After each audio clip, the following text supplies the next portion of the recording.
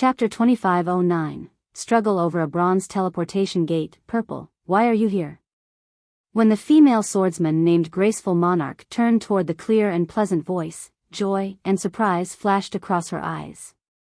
In the next moment, a beautiful level 107, Tier 3 female elementalist, dressed in light blue robes and holding a dark, purple wooden staff, walked over to Graceful Monarch. Similar to Graceful Monarch, this female elementalist was almost at the void realm. However, in the female elementalist's presence, the surrounding mana was much tamer than before, looking as if it had found its owner. The appearance of this female elementalist immediately caught the attention of the surrounding players. Everyone turned to look at her, many of the female players present eyeing her with awe and worship. What?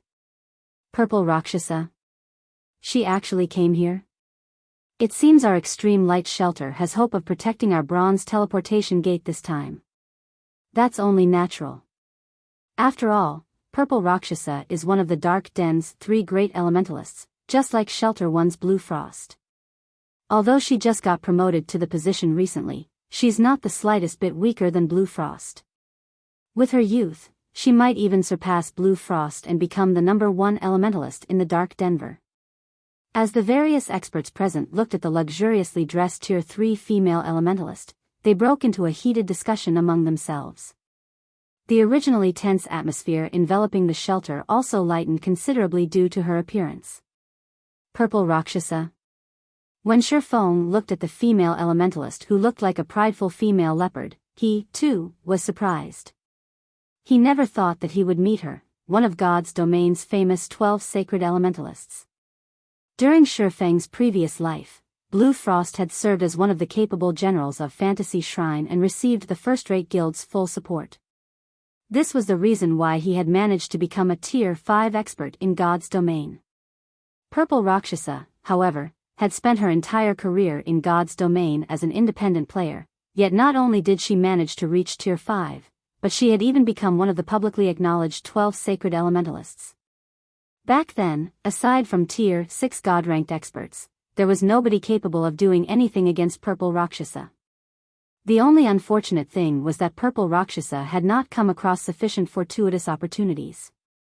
Otherwise, she might have become a Tier 6 mage god. While Shifeng's group was observing Purple Rakshasa, the latter had simply glanced at Shifeng's group before returning her attention to Graceful Monarch, mindless of the fact that Shifeng's group of 10 consisted entirely of Tier 3 players.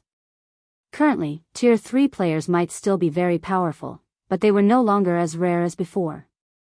Moreover, there were stark differences between players even after reaching Tier 3, unlike when players were still at Tier 2. The reason for this was the difference in mana body rank. If players merely completed the most basic trial when challenging their Tier 3 promotion quest, their strength would not increase by much. Meanwhile, the majority of the Tier 3 experts she normally saw had gotten promoted to Tier 3 using this method. Such Tier 3 experts might be unreachable existences in the eyes of ordinary players, but for experts of her caliber, such Tier 3 experts were no different from ordinary Tier 2 experts. They merely had a few more basic attributes than their Tier 2 counterparts. The Extreme Light Shelter's bronze teleportation gate is our lifeline to the outside world. If we really let guilds from the outside world monopolize it, then local players like ourselves will be doomed. I naturally have to put in some effort into defending it, Purple Rakshasa said as she faced Graceful Monarch. I understand. But both Blue Frost and yourself are elementalists. The combat power you two can exhibit in a team battle is several times greater than what physical classes like myself are capable of. If we have the two of you helping us, the Extreme Light Shelter will have a much greater chance of successfully defending the bronze teleportation gate, Graceful Monarch said, sighing. If the upcoming battle were merely a small-scale team battle, she would be confident of the Extreme Light Shelter emerging victorious. Unfortunately, the battle over the bronze teleportation gate's management rights was a large-scale war that would involve hundreds of thousands of players. It was not a battle that melee players like herself could hope to make a difference in. However, it was a different story for magical class players. This was especially true for Blue Frost and Purple Rakshasa, two of the Dark Den's 3 great elementalists. Both of them possessed plenty of Tier 3 large-scale destruction spells, which would be extremely valuable in the upcoming war. It was no exaggeration to say that just one of them could contribute as much as several dozen melee experts like Graceful Monarch herself. Otherwise, she wouldn't have sought out Blue Frost to manage the Bronze Teleportation Gate together. Blue Frost's team is indeed very strong. This is especially true if those several lunatics are participating, as well. However, if you think you can win against the outside world superpowers in the upcoming war by relying just on them, you're in for a rude awakening. You don't know how powerful the outside world's superpowers are, Purple Rakshasa said, shaking her head. Even with my current self, I can barely hold my own against 2 or 3 peak experts belonging to superpowers simultaneously. As for the various superpowers domain realm monsters, I'd have trouble surviving against one of them. However, each of these superpowers has several domain realm monsters. They have several experts that even you can't defeat? Graceful Monarch's eyes widened in shock when she heard Purple Rakshasa's words. After all, Purple Rakshasa could trounce over a dozen Tier 3 experts by herself. Even the peak experts of first-rate guilds were no match for her. Graceful Monarch found it truly hard to believe that the outside world's superpowers had multiple experts that surpassed Purple Rakshasa. Emichim. I met a lot of experts during my last visit to the outside world. I have to admit that the combat standards there are much higher than the Dark Dens. We only have an advantage when it comes to Tier 3 skills and spells, as well as level 100 weapons and equipment, Purple Rakshasa said humbly. What should we do, then? If what you say is true, our shelter doesn't stand a chance, Graceful Monarch said, frowning. Although she had long since known that the outside world superpowers were not simple, she never thought that they were this strong. Hence, like I said before, partnering with Vice Guild Leader Fantasy is our best option. With Crimson Emperor's help, we can easily secure our hold over the Bronze Teleportation Gate and gain more time for preparations, Purple Rakshasa advised. She then glanced at Shifeng's group before continuing, otherwise, even if Shelter 1's experts arrive, we will still lose the gate. It seems we have no choice but that, Graceful Monarch said, consenting to Purple Rakshasa's suggestion. She knew that the elementalist never lied. Hence, when she saw the serious expression on Purple Rakshasa's face, she understood that the chances of the Extreme Light Shelter winning without Crimson Emperor's help was minuscule. Following which, Graceful Monarch had Purple Rakshasa contact Crimson Emperor's side before turning her attention to Shifeng's group. I apologize for mistaking your identities before. I also hope that you don't take Purple Rakshasa's words to heart. She's not looking down on Zero Wing. It's just that the Extreme Light Shelter's future is at stake right now. As compensation, read latest chapters at Wuxia World. I can represent the Extreme Light Shelter in offering you a 20% discount on all expenditures inside the shelter today. However, as the Extreme Light Shelter will be fighting a war soon, I advise you not to stay for too long.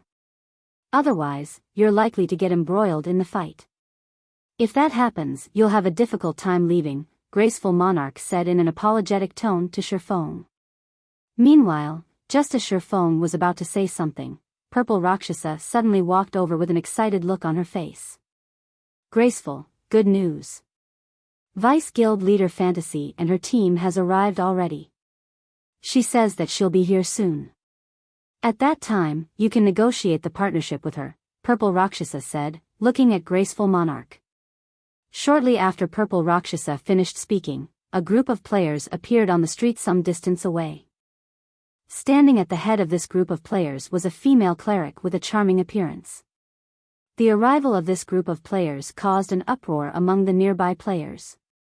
This was because every member of this 100-man team was actually a Tier 3 player. The number of Tier 3 experts in this team almost equaled the total Tier 3 player population of the Extreme Light Shelter. Chapter 2510, Zero Wings Guild Leader, Black Flame, 100 Tier 3 experts. So, this is the strength of a super first-rate guild? That cleric walking in the lead is amazing. Not only is she geared in a complete set of level 105 fine gold set equipment, but she even has 3 epic weapons and equipment. With this kind of equipment, she can probably suppress Purple Rakshasa with basic attributes alone. When the residents of the Extreme Light Shelter saw Crimson Emperor's members, their eyes nearly fell out of their sockets from shock. Aside from all 100 members of Crimson Emperor's team being Tier 3, just the weapons and equipment Crimson Emperor's members sported were enough to blind the eyes of everyone in the shelter. After all, not to mention level 105 secret silver and fine gold weapons and equipment, barely any level 105 weapons and equipment existed in the Extreme Light Shelter. Moreover, the majority of them were even mysterious iron rank. However, even the weakest piece of equipment on Crimson Emperor's members was level 105 secret silver rank. Unprecedented shock filled Graceful Monarch's heart at this scene. At the same time, she finally understood why Purple Rakshasa had strongly recommended that the Extreme Light Shelter partner with Crimson Emperor. The Extreme Light Shelter was one of the top 10 shelters in the entire Dark Den, with a large number of expert players based in it. However, when compared to Crimson Emperor, the Extreme Light Shelter was like a candle flame before a raging firestorm. The difference in Tier 3 experts aside, just the difference in combat standards was already more than enough to instill despair in Graceful Monarch. From what she could tell, even the weakest expert among Crimson Emperor's team was at the Flowing Water Realm, with many of them experts at the Void Realm. In fact, Graceful Monarch couldn't even fathom the depths of the female cleric at the lead. However, her instincts told her that this female cleric was definitely far stronger than herself. She doubted she could last more than 5 moves against this female cleric. Graceful Monarch had to admit that Purple Rakshasa was right. It really would be meaningless even if Zero Wings Blue Frost arrived. After all, they could most likely resolve the struggle over the Bronze Teleportation Gate this time with just Crimson Emperor's people.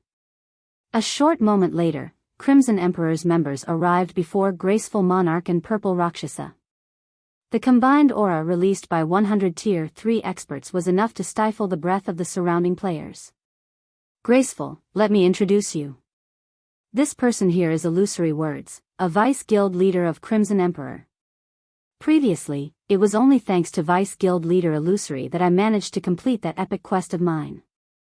Without her help, I wouldn't have been able to develop as quickly as I did, Purple Rakshasa said in a respectful tone. So long as we have Vice Guild leader Illusory's help, we definitely won't have a problem defending the Bronze Teleportation Gate. Purple Rakshasa had personally witnessed Illusory Words' strength before. Back then, with just her own strength, Illusory Words had suppressed a Grand Lord of the same level. If not for the excessive HP of level 100 plus Grand Lords, Illusory Words would have been more than capable of soloing it. Illusory Words' strength was something Purple Rakshasa had been seeking to attain all this time. Compared to Illusory Words, the Dark Den's top-ranking experts, such as Blue Frost, were nothing. Greetings. I am Graceful Monarch, the commander of the Extreme Light Shelter's #1 adventurer team. Graceful Monarch said, introducing herself. I believe you already know about the struggle over the Bronze Teleportation Gate.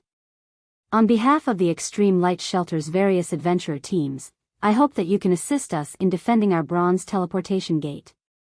The Extreme Light Shelter is willing to offer 30% of the gate's slots to Crimson Emperor for the successful defense of the gate.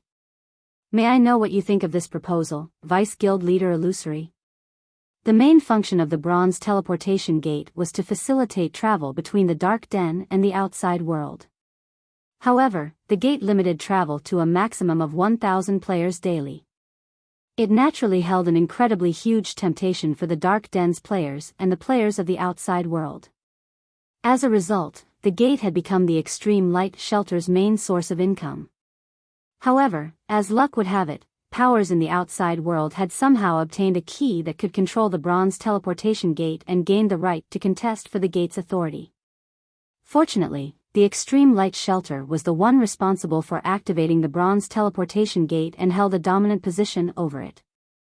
Hence, the Extreme Light Shelter could send as many players as it wanted to defend the gate. On the other hand, the key allowed its user to send only a maximum of 5,000 players to contest for the gate.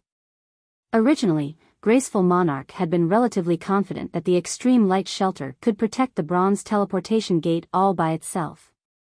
she had recruited the help of Shelter 10 Wing merely as a precaution. However, after seeing Crimson Emperor's team, she came to understand how mistaken she was.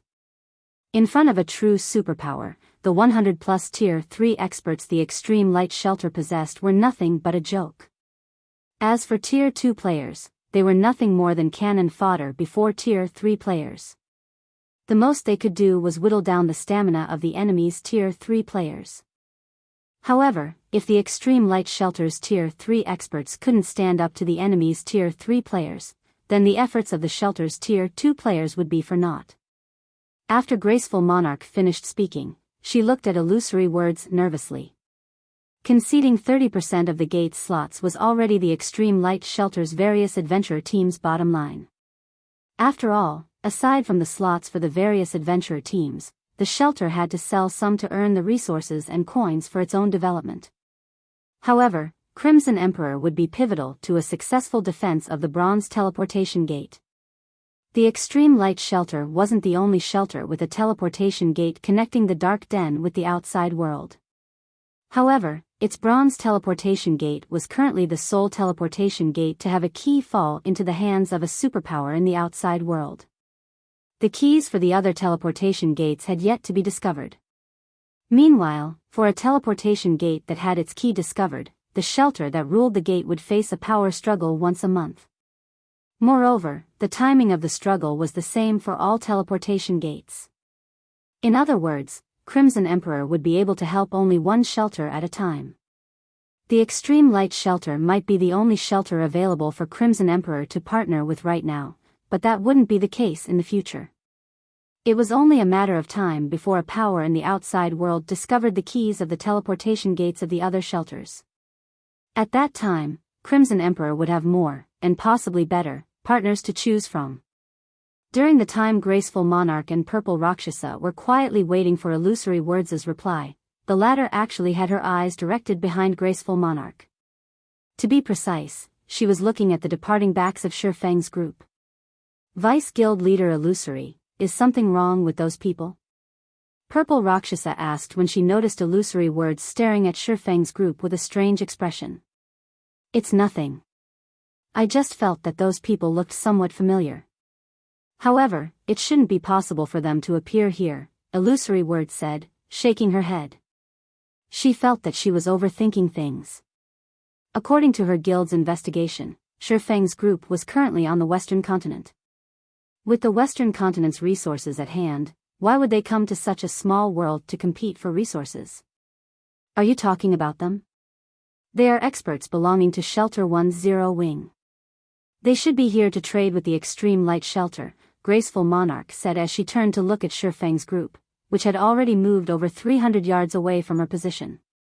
Previously, I invited Blue Frost, Zero Wing's Vice Guild leader, to help in defending the Bronze Teleportation Gate.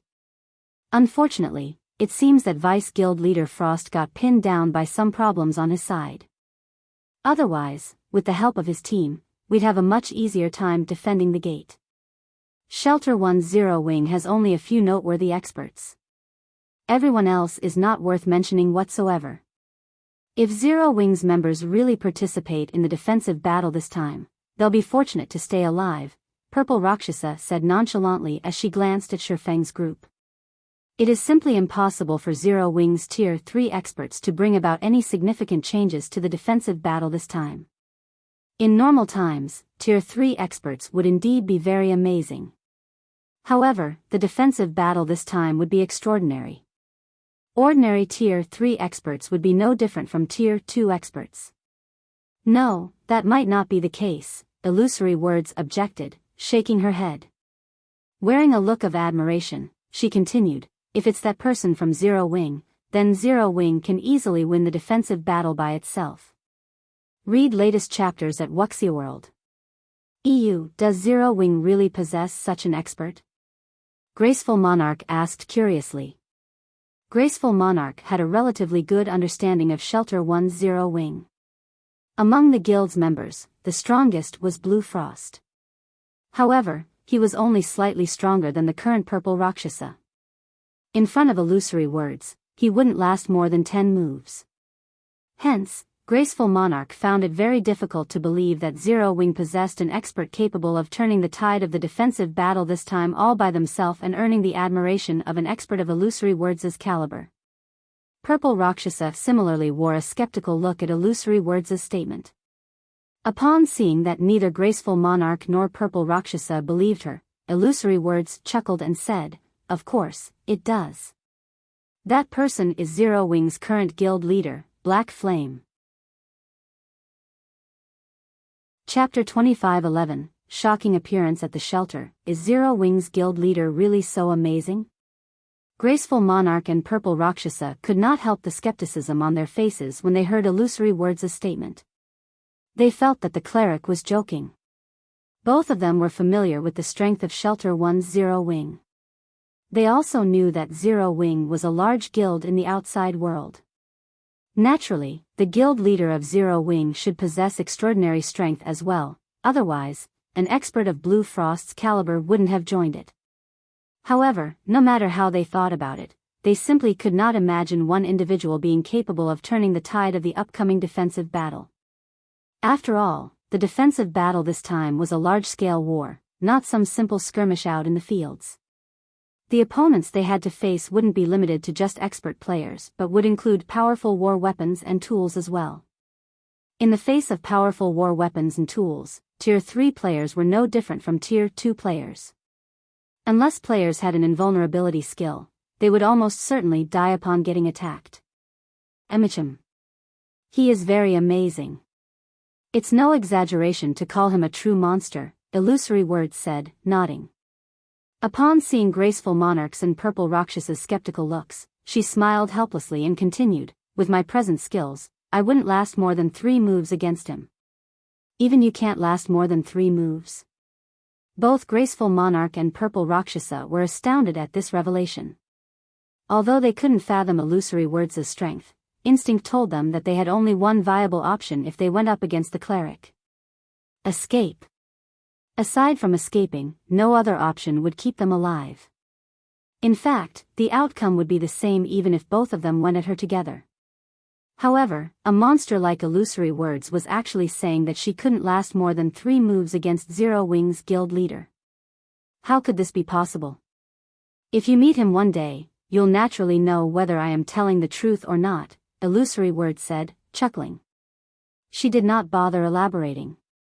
In response, Graceful Monarch and Purple Rakshasa still maintained a dubious attitude to Illusory Words' statement. However, they did not pursue this matter. Instead, they shifted the conversation to the details of the upcoming defensive battle. During the time Graceful Monarch and the others were discussing among themselves, Shifeng had left the Extreme Light Shelter together with Fire Dance and the others, completely ignorant of the words that Illusory Words had said about him. "Guild leader, are we leaving so quickly? I saw many attribute gemstones on sale at very low prices here. There are even Tier 3 skill and spell books available. It's a huge waste to leave this place so soon," Aqua Rose said when she noticed that Shifeng had no intention of lingering in the Extreme Light Shelter. It would have been fine if she hadn't entered the Extreme Light Shelter. However, after entering it, she discovered that the shelter was a treasure trove. Not only were attribute gemstones 50% cheaper than on the Eastern continent, but even Tier 3 skill and spell books, which were incredibly rare on the Eastern continent, were available. Although these Tier 3 skill and spell books were all for ordinary skills and spells rather than control or AoE skills and spells, if put up for auction in the various kingdoms and empires, they would still cause a huge uproar. Tons of people would vie to purchase them. After all, the power of Tier 3 skills and spells were significantly stronger than their Tier 2 counterparts. They would be of great help to players when dealing with both players and monsters. Yes. We need to leave at once. Those attribute gemstones and Tier 3 skill and spell books might be precious, but we have much more important things to do, Shifeng said. The Dark Den was a special otherworld. Originally, he thought that it would still be some time before the main continent's various powers started extending their hands toward the Dark Denver. He never imagined that not only had the main continent's powers discovered the Dark Den so soon, but there was even a means of travel between the Dark Den and the main continent already. Others might not realize the implications of this matter, but Shifeng, who had a profound understanding of God's domain, knew just how frightening this matter was. In fact, it wouldn't be an exaggeration to say that the various powers would go crazy upon realizing the Dark Den's benefits. Skill and spell books at the Tier 3 standard and above were incredibly rare in the outside world. Players wouldn't necessarily obtain one even if they rated level 100 plus super large-scale team dungeons. Most other worlds shared the same problem. However, the Dark Den was an exception. Let alone Tier 3 skills and spells, even Tier 3 taboo skills and curses were relatively easily obtainable here. Meanwhile, aside from unlocking the potential of one's mana body, the next fastest way to improve one's combat power would be to learn more Tier 3 skills and spells. Nowadays, competition in God's domain was intensifying, and the various powers were all frantically searching for ways to increase their own strength. With such a perfect opportunity to elevate the combat power of their Tier 3 experts, the various powers would naturally go crazy. While there still weren't many passages linking the Dark Den and the main continent in existence, Shifeng needed to occupy as many advantages in the Dark Den as he could and accelerate Shelter One's development. Only by doing so would he be able to provide Zero Wings experts with a continuous supply of Tier 3 skill and spell books. Currently, although Shelter One's development was progressing relatively smoothly, it barely ranked within the top 10 shelters of the Dark Denver. It was quite inferior even to the Extreme Light Shelter. Normally, it was incredibly difficult to accelerate the development of a shelter, as it depended on the effort and contribution of the shelter's residents. To accelerate a shelter's development, one had to raise the quality of the players residing in the shelter. For other powers and players, this might be quite a challenge. For the current Shifeng, however, it wasn't a difficult task at all, because he was already an intermediate master magician, with the ability to construct and strengthen town and city magic arrays. So long as he strengthened Shelter One's magic array and improved its defensive capabilities, the shelter would become a much safer place for players. Then, he wouldn't have to worry about lacking talented players developing in Shelter One. While Shifeng was trying to find a secluded location to use the 7 Luminaries ring to teleport to Shelter One, a series of explosions came from outside the Extreme Light Shelter. They were so loud that they echoed throughout the entire Extreme Light Shelter. What's going on? Shouldn't there still be several hours before the defensive battle starts? Look over there. A group of people seems to be fighting there. Isn't that hovering elementalist Shelter One's Blue Frost? Who are those people around him?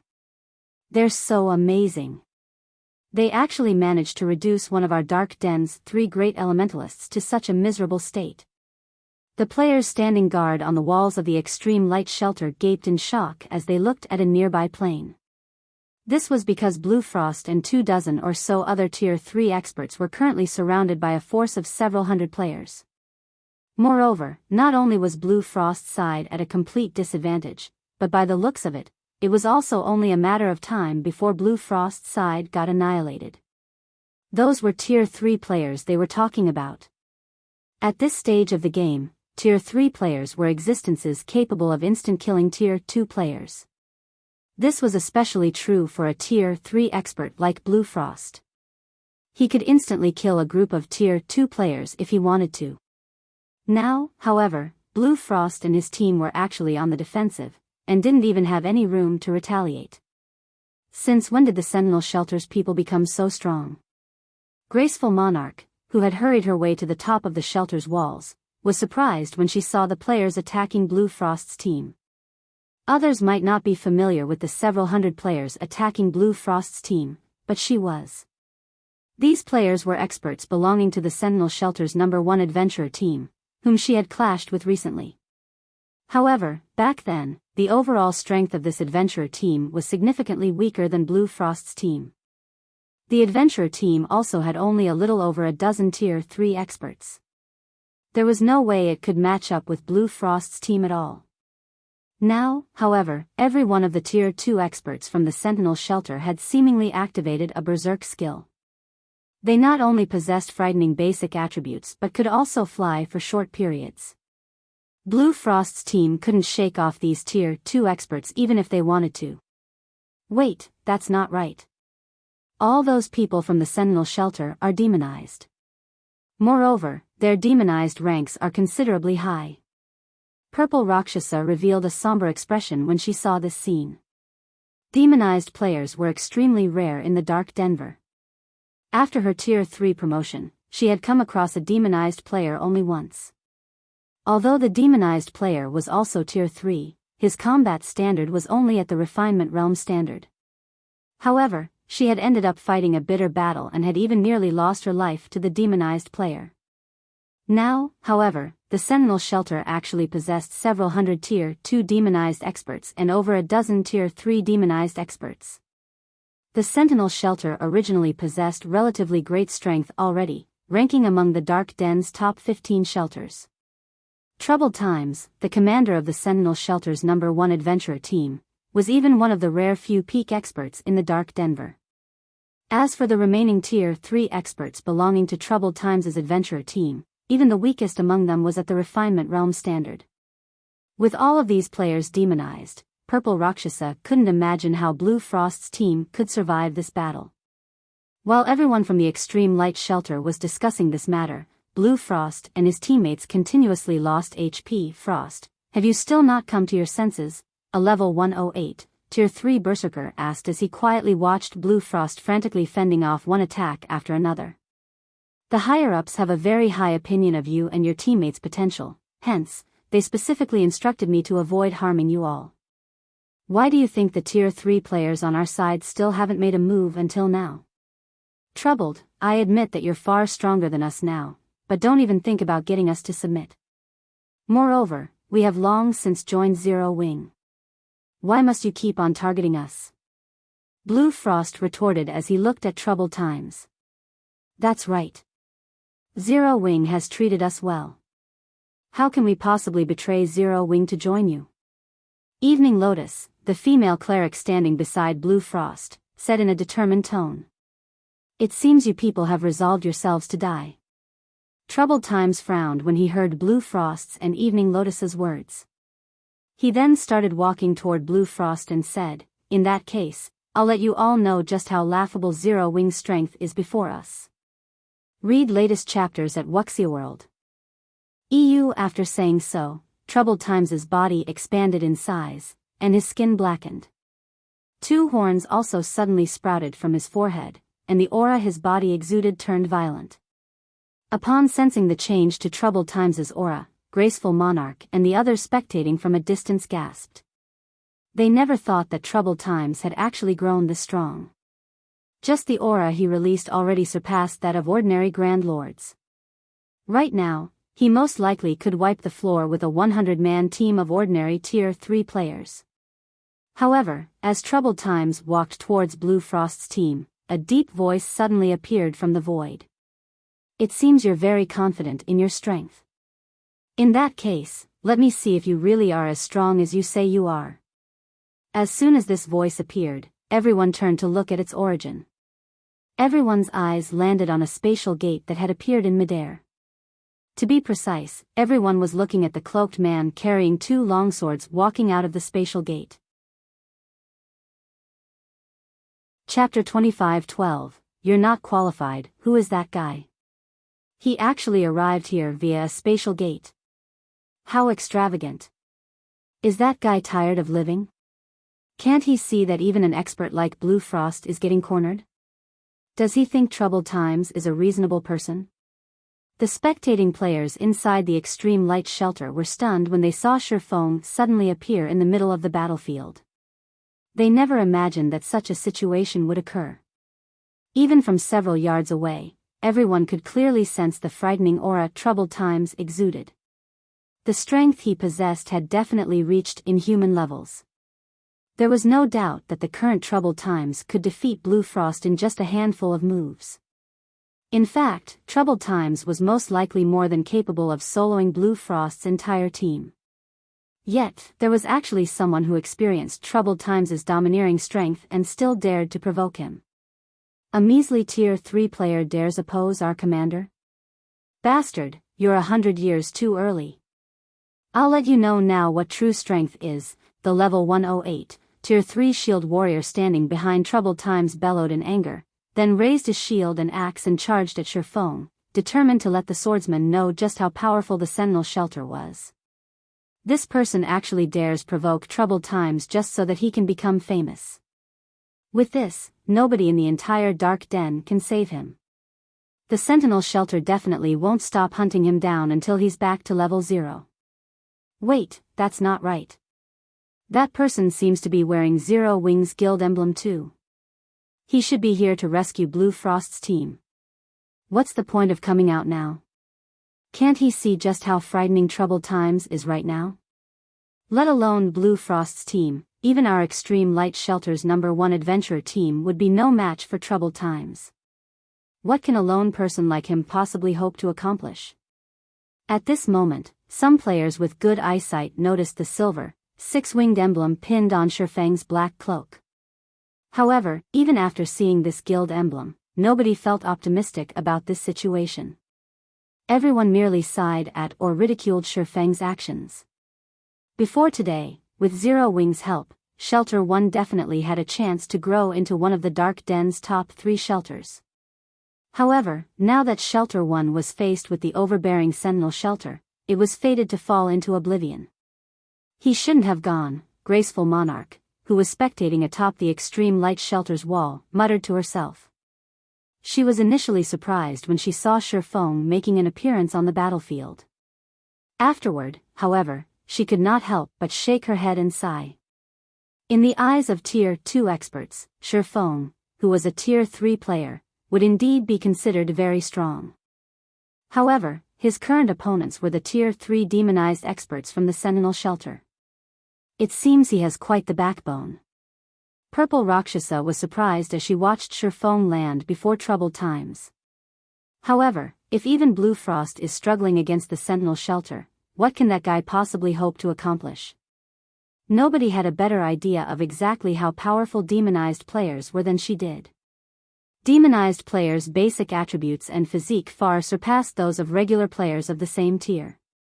One could say that, at this point in time, aside from illusory words, nobody in the entire Extreme Light Shelter could pose a challenge to the Sentinel shelter.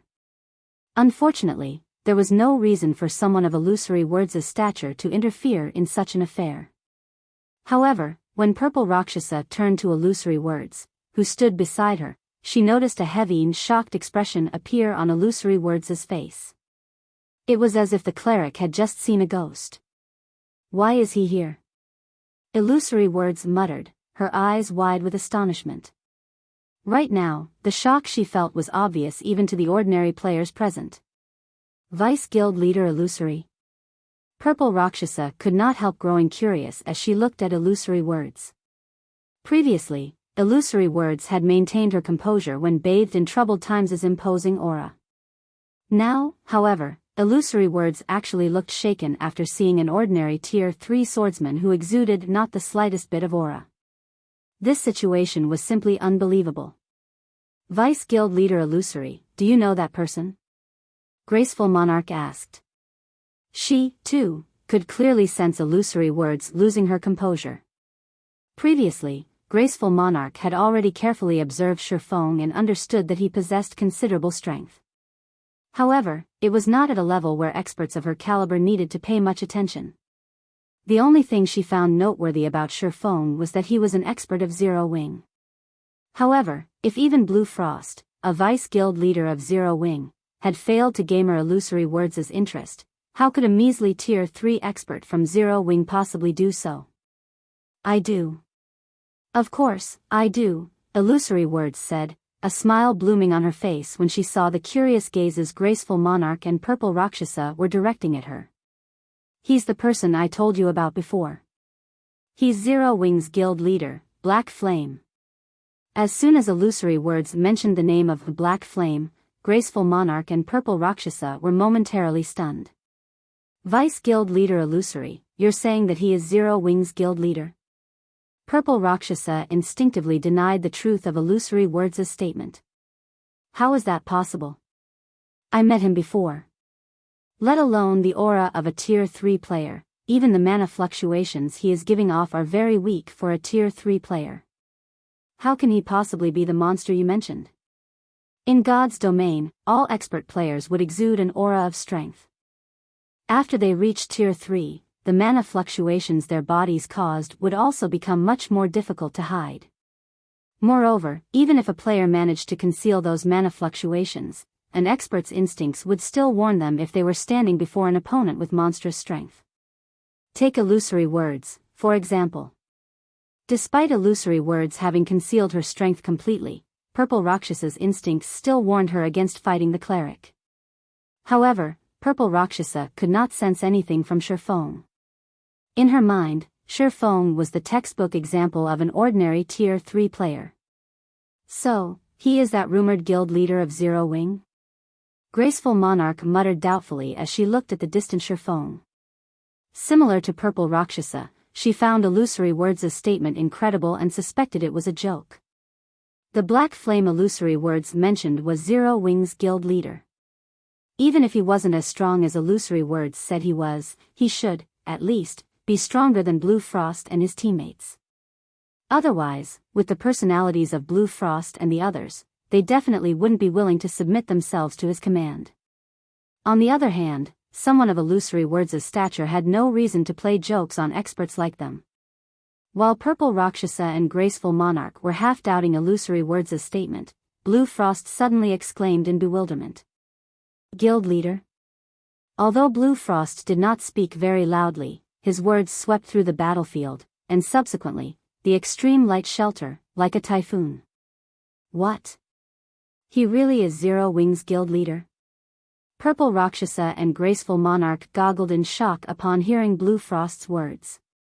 They never thought that Shurfeng, who looked like the average passerby, would actually be the person responsible for recruiting experts like Blue Frost and his teammates, as well as the monster that illusory words admired. Originally, they thought that, with the several hundred yards separating illusory words and Shurfeng, the cleric might have recognized the wrong person. However, such a mistake was definitely impossible for Blue Frost. Setting aside the fact that Blue Frost possessed the extraordinary body of a tier 3 player, he was one of Zero Wing's vice guild leaders. He might as well resign from his position if he couldn't recognize his own guild leader at that proximity. Everyone from the Sentinel shelter was also dumbfounded at this scene. They never thought that this rude intruder would actually be Zero Wing's guild leader. Are you kidding me?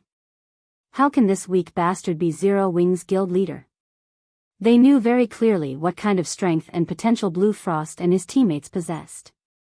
In their opinion, the person responsible for recruiting Blue Frost's group had to be a dragon among men. Otherwise, how could that person have persuaded an expert of Blue Frost's caliber to join Zero Wing? Upon sensing the skeptical looks everyone was giving him, Shurfeng could not help a bitter smile.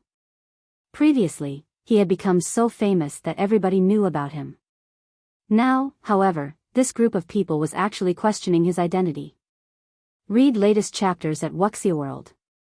EU, so, you're Zero Wing's guild leader. However, what about it? Whether it is you or Blue Frost's group, none of you will be leaving this place alive. The level 108, tier 3 shield warrior who was charging at Shurfeng remained unfazed, even after finding out Shurfeng's identity. Instead, he proceeded to activate Brutal Collision and rammed his shield at Shurfeng. However, before the level 108 shield warrior could reach Shurfeng, a lithe figure suddenly appeared behind the shield warrior, catching him unawares. The snowy short sword this lithe figure wielded then transformed into a black streak of light that pierced through the shield warrior's armor and stabbed straight into his heart. By the time the shield warrior reacted to the attack, a bloody rose had bloomed on his chest. Damage exceeding -400,000 also appeared above his head, the attack plundering all of his HP. You're not qualified to fight our guild leader. Chapter 25:13, Power of One Strike. When the level 108, tier 3 shield warrior's body collapsed to the ground and disintegrated into particles of light, the entire world seemingly froze momentarily as silence enveloped the battlefield. Only after some time had passed did everyone react to the situation. He died? Impossible. Everyone was dumbstruck as they looked at the lithe figure standing behind the shield warrior's corpse. This was especially true for the players from the Sentinel shelter. Their mouths were hanging wide open in shock because nobody knew better than they did just how much HP and defense the fallen shield warrior possessed.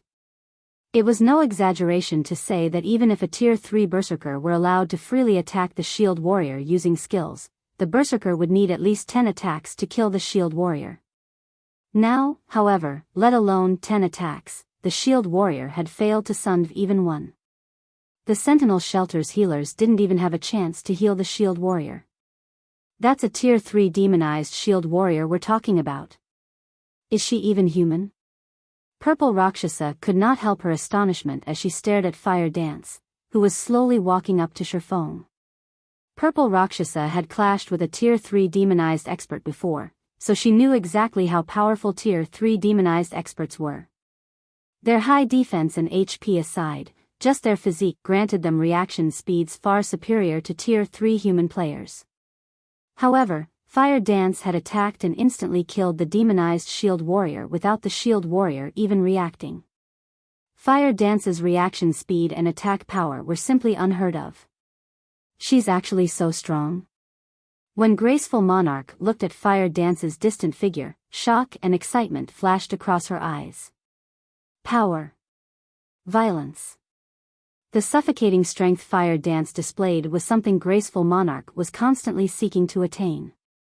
Graceful Monarch never thought that she would get to witness this domineering display in person. Moreover, the monster that had carried out this display of power had actually been standing beside Shifeng all this time. At this moment, let alone Graceful Monarch and the other distant spectators, even Blue Frost and his teammates, who stood behind Shifeng, were stunned by this situation. They never imagined that the people from Zero Wing's main branch would be this powerful. Meanwhile, Troubled Times, who had been silently observing Fire Dance all along, similarly wore an astonished expression on his face. I truly did not expect Zero Wing to have such an expert hidden. No wonder you dare to hinder us, Troubled Times said as he shifted his gaze back to Shifeng. However, if you think you can stop the Sentinel shelter with just this much strength, I'm afraid you're sorely mistaken. As soon as Troubled Times finished speaking, the 17 Tier 3 experts behind him promptly took on a demon form. The frightening aura they released enveloped the entire battlefield and evoked dread even in experts like Blue Frost. Although these Tier 3 demonized experts numbered only 17, the combined pressure they gave off easily surpassed that of the Sentinel shelter's several hundred Tier 2 demonized experts. It seems Troubled Times is getting serious. A somber expression appeared on Purple Rakshasa's face when the Sentinel shelter's Tier 3 experts demonized. The shield warrior that previously took action was only at the refinement realm. His combat standard was also the weakest among the Sentinel shelter's Tier 3 experts present. Meanwhile, if every one of the Sentinel shelter's Tier 3 experts attacked together, even Fire Dance would not be a match for them. After all, this was a team battle, not a one-on-one duel. Not only could players reduce their defensive blind spots by working with teammates, but they would also have a much easier time striking at the enemy's weak points. Not to mention, the assassin class was at its strongest when it was in stealth. So long as an assassin was discovered, their combat power would be halved. Meanwhile, at this point, Troubled Times and the others had already noticed Fire Dance's existence. She wouldn't have another opportunity to launch a sneak attack.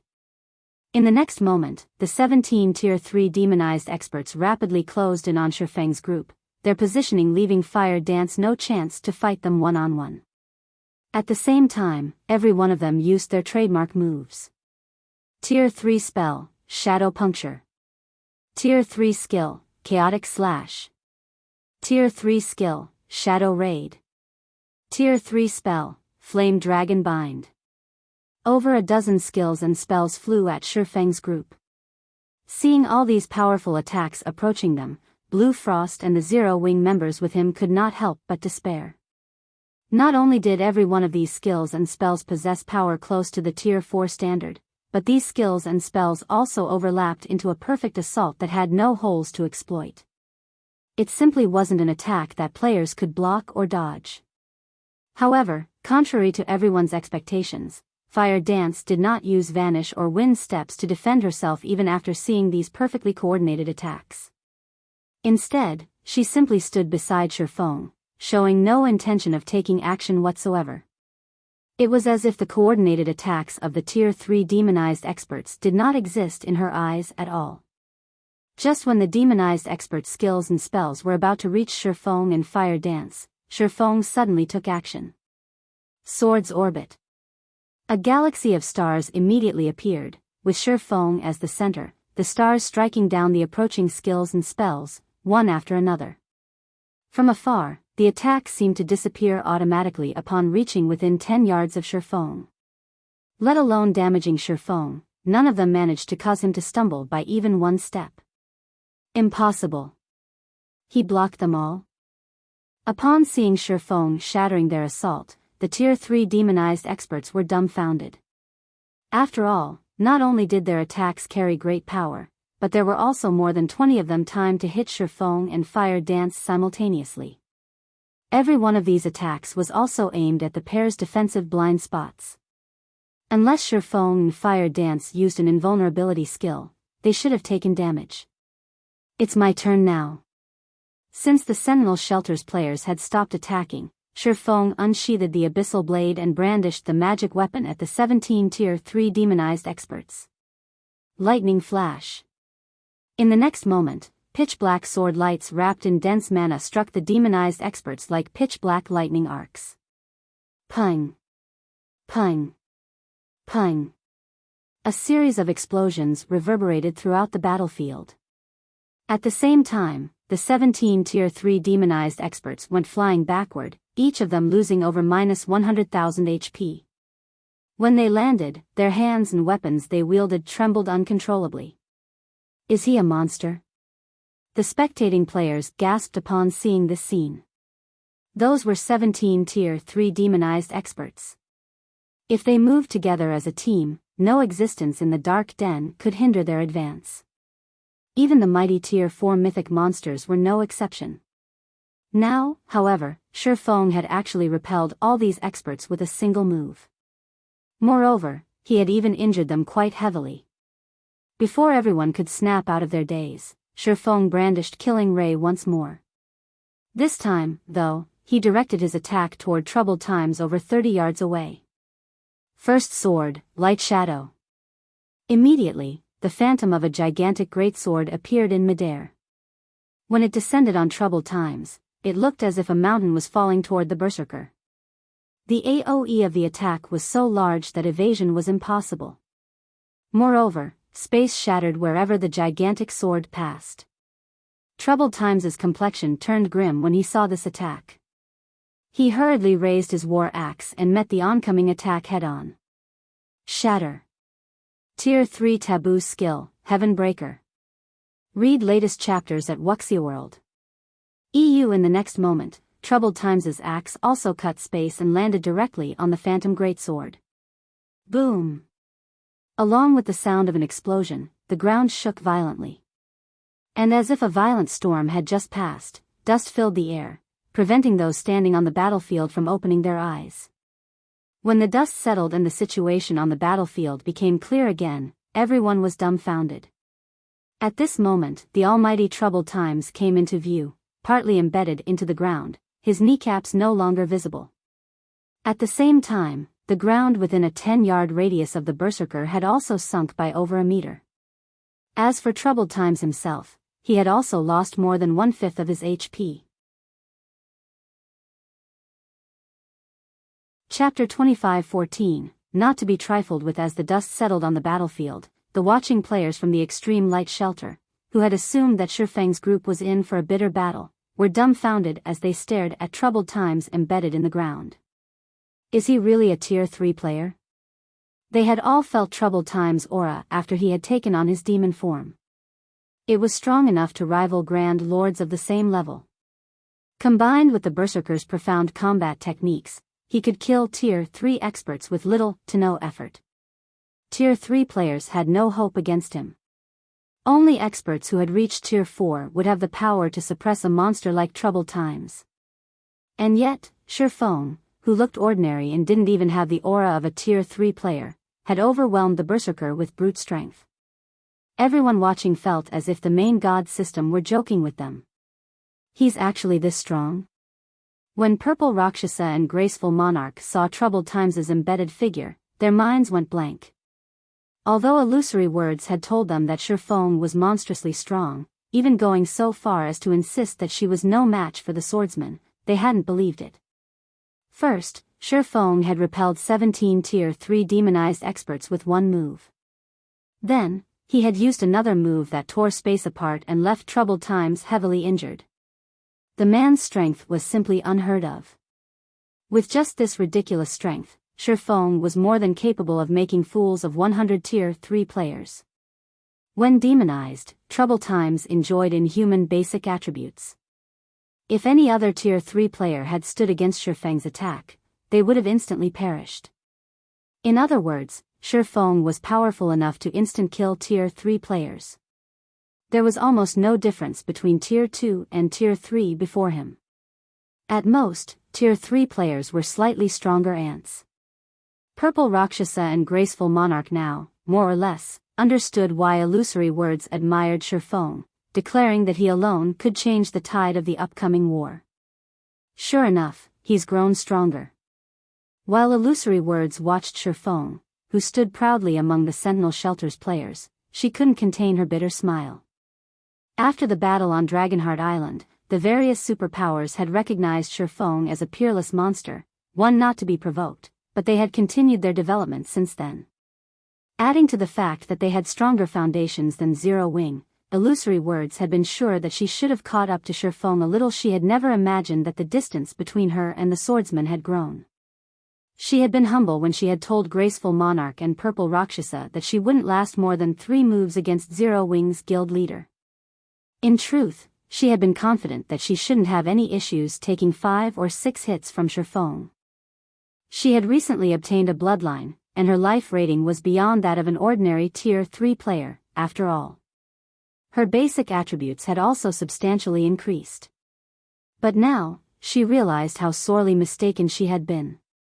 When Shifeng's attack had torn apart space itself, she realized that his strike had Tier 4 power. Combined with the attack's large AoE and high attack speed, she knew she didn't have a prayer of dodging or blocking the attack without an invulnerability skill or spell.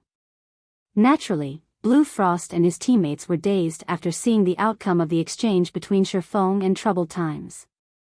They didn't react like Zero Wing members at all. "Blue, is that really our guild leader?" a level 108, Tier 3 Guardian Knight prodded Blue Frost. When they heard the question, several other recent additions to the guild turned to their vice-guild leader with curious looks. Aside from Shelter One's good development prospects, they had joined Zero Wing because of Blue Frost's individual strength. They didn't view Zero Wing's larger branches in the outside world as important. Many of the Dark Den's shelters had allied with powers from the outside world, too. Aside from financial support, Shelter One didn't receive any benefits from Zero Wing's main branch. Their connection was far weaker than the other shelters that had outside power support. This was precisely the reason that they doubted the main branch's strength. After witnessing Shifeng's display, however, even a fool could tell that Zero Wing was no simple guild. With such a powerful guild leader, they were confident that Shelter One would eventually grow into one of the Dark Den's top 3 shelters. "Emichim. He's our guild leader," Black Flame, Blue Frost muttered, replying to his teammate's question, but as he stared at Shifeng, he couldn't help but question his own memory. The power the swordsman had just used was too overwhelming. The man was nothing like the Shifeng he remembered. When Shelter One's Zero Wing members heard the confirmation, their eyes lit with excitement. Before they could celebrate, however, Troubled Times pulled himself out of the crater around him, glaring at Shifeng with a grim expression. If he hadn't blocked that attack with a Tier 3 taboo skill, he would have lost more than half of his HP. "It seems that I've underestimated you, Frost. With such a guild leader to back you up, you're out of my reach, but don't think this one failure will be enough to stop the Sentinel Shelter's advance. Demon players will only grow stronger as time passes. Our next meeting will be the end of Shelter One.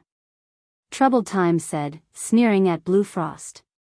He then shouted to his teammates, "Everyone, retreat." Following their orders, every player from the Sentinel shelter turned and fled. They gave Shifeng and Fire Dance no opportunities to strike. When Blue Frost heard Troubled Times' warning, however, he paled.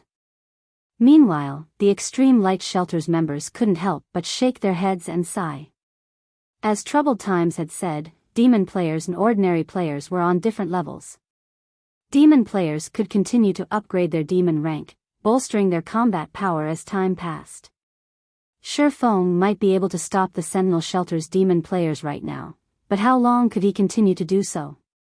Moreover, Shifeng was Zero Wing's guild leader. He couldn't stay in the dark den indefinitely. Once he left, Shelter 1, which constantly fought the Sentinel Shelter over resources, would suffer. You're not wrong, but that only holds true if you escape with your lives. Shifeng growled, watching Troubled Times preparing to flee. Demon players could increase their combat power by raising their demon rank, but they had a fatal flaw. They couldn't afford to die. Once a demon player died, they'd lose a significant fraction of the strength and reputation they had built up. It was a problem that constantly plagued demon players. I admit that you're exceptionally powerful, Guild Leader Black Flame, but if we focus on escape, how many of us can you really kill? You're better off saving your energy. The moment Troubled Times finished his statement, he split into 5 clones of himself. All 5 clones then split up and fled in different directions. As he did, the rest of the Sentinel Shelter's Tier 3 experts used their trump cards as well, either boosting their movement speeds or creating a group of doppelgangers to cause confusion on the battlefield. It was obvious that the Sentinel Shelter's experts were quite adept at escaping and surviving. None of them were afraid of Shifeng or Fire Dance's pursuit. Read latest chapters at Wuxia World. EU, is that so? Even as Troubled Times ran, Shifeng showed no intention of chasing him down. Rather, he chuckled and asked, "What if we invite 2 Tier 3 magical classes to join the fray?" Suddenly, Troubled Times realized that something felt off. Magical classes were more suited for team battles than physical classes. They could exhibit far more combat power on the battlefield, which was why Graceful Monarch had gone out of her way to invite Blue Frost to the Extreme Light Shelter. Suddenly, space roughly 100 yards away from the battlefield began to blur. A translucent barrier of water then appeared, in front of which stood 2 women in elegant mage robes. All of the mana within 300 yards of the women gathered to them. The mana density around them became so high that it formed a thin layer of mist in the area. This is that a fully unlocked mana body? Chapter 25:15, Apex Sword. Seeing the mana on the battlefield gather around Aqua Rose and Violet Cloud, Troubled Times, expression darkened further. The mana body was the very symbol of Tier 3, and any player that reached Tier 3 understood one thing: they had no control over their mana bodies. They needed to learn about and adapt to their mana bodies first. Only then could they gain full control over their mana bodies and exhibit the true strength of a Tier 3 class. However, it wasn't easy to unlock a mana body's full potential. Very few Tier 3 experts had even begun. And yet, 2 experts with fully unlocked mana bodies had joined the fight, and both were magical class players. What? This can't be true, can it? They've already unlocked their mana body's full potential? What kind of guild is Zero Wing?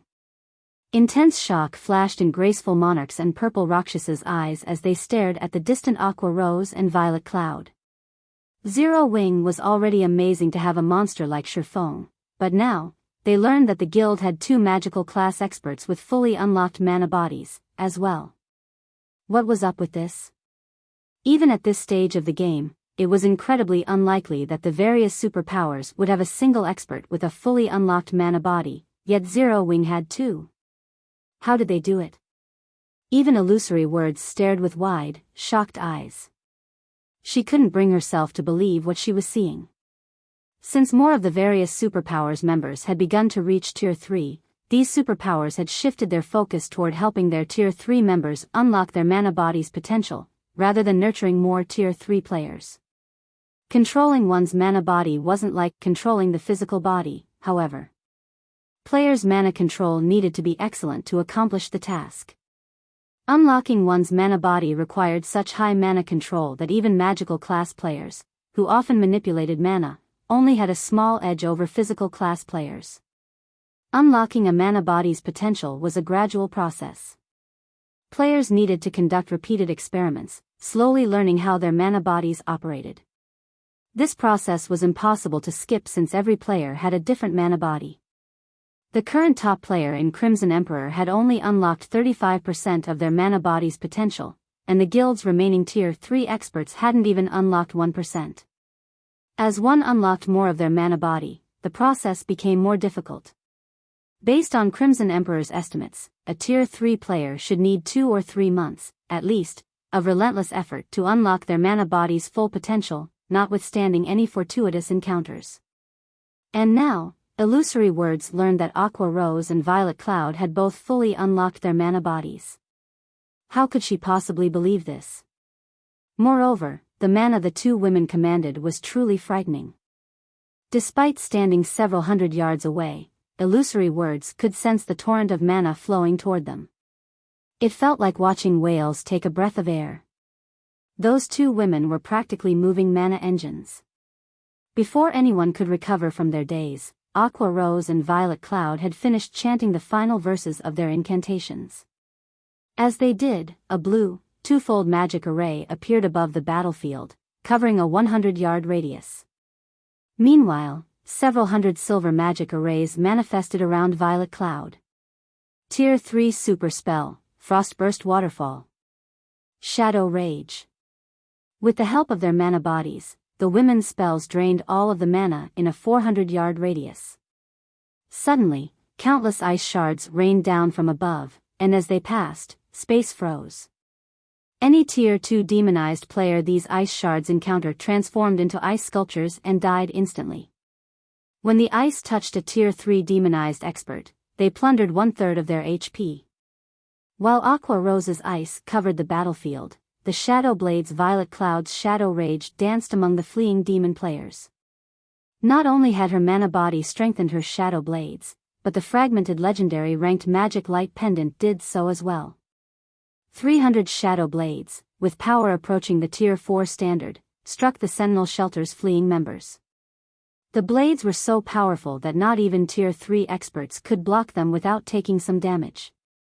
The Tier 2 players didn't even have time to resist before they died. For a time, the several hundred fleeing players from the Sentinel Shelter transformed into ice sculptures or were shredded by the Shadow Blades. They all transformed into particles of light. Not even the running Tier 3 experts could escape death. Despite the world of ice and light the battlefield had become, none of the Extreme Light Shelter's spectating players found the scene beautiful. They only felt fear and dread as they gazed at the destruction. Everyone already knew that magical class players could exhibit far greater combat power on a battlefield than physical class players, but they couldn't help the shock they felt as they watched the two women destroy their enemies. Aqua Rose and Violet Cloud had only used a total of 2 spells, after all. Despite such a large-scale bombardment, not only hadn't the women's attacks harmed their allies, but they had also drastically reduced the number of players from the Sentinel Shelter. Only 4 seconds had passed since they had cast their spells, yet they had slain over 200 players. Moreover, the death toll climbed as more time passed. Not even a 100-man team of Tier 3 experts would prove this effective. Every player that had come from the Sentinel Shelter was a demonized player. Even their Tier 2 members had combat power nearly on par with the Tier 3 players after transforming into their demon form. Just landing a hit was a struggle for Tier 3 players, much less killing them.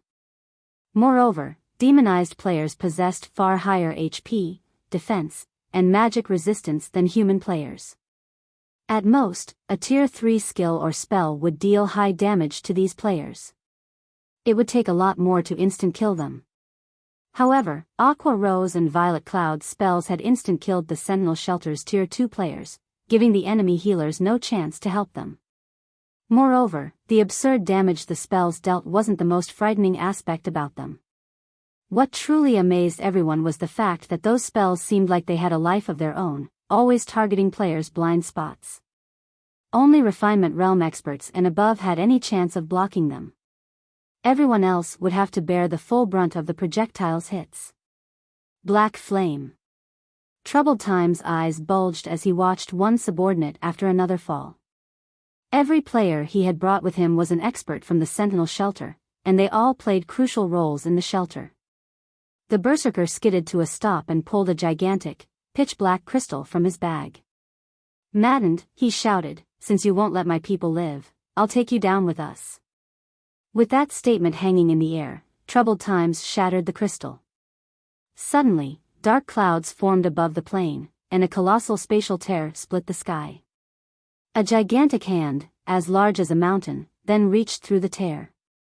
Both Blue Frost's team and the players from the Extreme Light Shelter watched in horror. What? The Demon King's hand? How does he have that tool? Is Troubled Times insane? Does he want everyone to die? It's over. We're all dead. The players from the Extreme Light Shelter cursed Troubled Times for his cruelty. The Demon King's hand was every Dark Den player's nightmare. An independent player had once gotten their hands on this tool, and to avenge his fallen comrades, he had used the Demon God's hand to destroy the shelter responsible. The Demon King's hand had only attacked once, crushing the shelter into dust. The attack was a massive AoE. Although Troubled Times had summoned the Demon King's hand several hundred yards from the Extreme Light Shelter, it was still well within range. Even illusory words felt the presence of death surround her, not to mention the shelter's residents. Unfortunately, it was too late to run. The spell had already taken shape, and even space would freeze under a Tier 5 spell's influence. Read latest chapters at Wuxia World. She couldn't even use instantaneous movement to flee. Even if she could, she wouldn't have time to escape the spell's AoE. Instantaneous movement would only teleport her several dozen yards away. The Demon King's hand? Even Shifeng's expression darkened when he saw the descending hand. He immediately activated disintegration power, forcing himself to Tier 4 before he leaped into the air, raising Killing Ray above his head with both hands. Block it. First Sword, Light Shadow. Chapter 25:16, Legend of the Dark Den. As Shifeng jumped into the air, the phantom of a gigantic greatsword encompassed his sacred sword. Shifeng swung the ghostly weapon at the descending Demon King's hand, stupefying the spectating players who had begun to despair. Is he really trying to block the Demon King's hand? Graceful Monarch was shocked as she watched Shifeng leap into the air. The Demon King's hand had Tier 5 power. Not even the Extreme Light Shelter's defensive magic array could stop that attack. At this stage of the game, this spell was unstoppable. It was why everyone had been overwhelmed with hopelessness the moment Troubled Times had used the Demon King's hand. Graceful Monarch had never expected Shifeng to confront the Demon King's hand instead of fleeing. The man was simply ludicrous. The only thing anyone could do was shake their head as they watched. No player could hope to block the Demon King's hand attack, players could only flee for their lives. The moment the Demon King's hand appeared, however, space within several thousand yards froze. Without a high-tiered magic scroll, which could break through frozen space, players could only rely on their own 2 feet to escape. Of course, trying to cross several thousand yards on foot in a few short seconds was a joke. So what if you can suppress the Sentinel shelter? Against the Demon King's hand, you're nothing more than a pest. Troubled Times, shrouded in a black barrier, sneered as Shifeng tried to attack the colossal, pitch-black hand. You'll die alongside the Sentinel shelter's people. The Demon King's hand was his greatest trump card. He hadn't wanted to use it, but he could just let Zero Wing get away with annihilating his team. There was only one way to stop the Demon King's hand. One would have to kill the user before they shattered the black crystal. Once the crystal shattered, not only would the energy within summon the Demon King's hand, but it would also surround the user in a protective barrier, keeping the user safe from the wrath of the Demon King's hand. By the time Troubled Times finished his statement, the Phantom Greatsword had collided with the descending, black hand. The Demon King's hand was the size of a mountain, and although the Phantom Greatsword was quite large, it was little more than a toothpick against the colossal palm. It was utterly insignificant. Boom! The instant the two attacks met, the sky shattered, and a massive spatial tear stretched for several hundred yards. The sound of an explosion echoed throughout the map, and the intense shockwave shoved back the players below, making them stumble. Once the shockwave had passed, the watching players looked up and realized that the gigantic hand had come to a grinding halt as if it had encountered an invisible wall. Suddenly, a figure shot down from the sky, crashing into the ground like a meteor with enough momentum that the impact created a crater that was several meters deep and over 24 meters wide. Everyone froze in shock. They only snapped out of their dazes after 4 seconds had passed. He did it? He actually blocked it. But that's the Demon King's hand. It's as powerful as a Tier 5 attack. Is he even human? The Extreme Light Shelters players cried out in shock. For a moment, they even forgot to celebrate the fact that they had just survived the Demon King's hand attack. So, that is Zero Wing's guild leader. Astonishment flashed in Purple Rakshas's eyes as she stared at the pitch-black hand as it gradually faded out of existence. Shifeng was simply too strong. She had met plenty of experts after leaving the Dark Den, but none were a match for Shifeng. His strength was beyond words. The Demon King's hand was every Dark Den player's nightmare. When facing the attack, players could only wait for death to claim them. There was nothing else they could do. And yet, Shifeng had just stopped the Demon King's hand. No one would believe her if she told them about this incident, but she had seen it with her own eyes. Is he really Black Flame? Illusory Words was just as flabbergasted.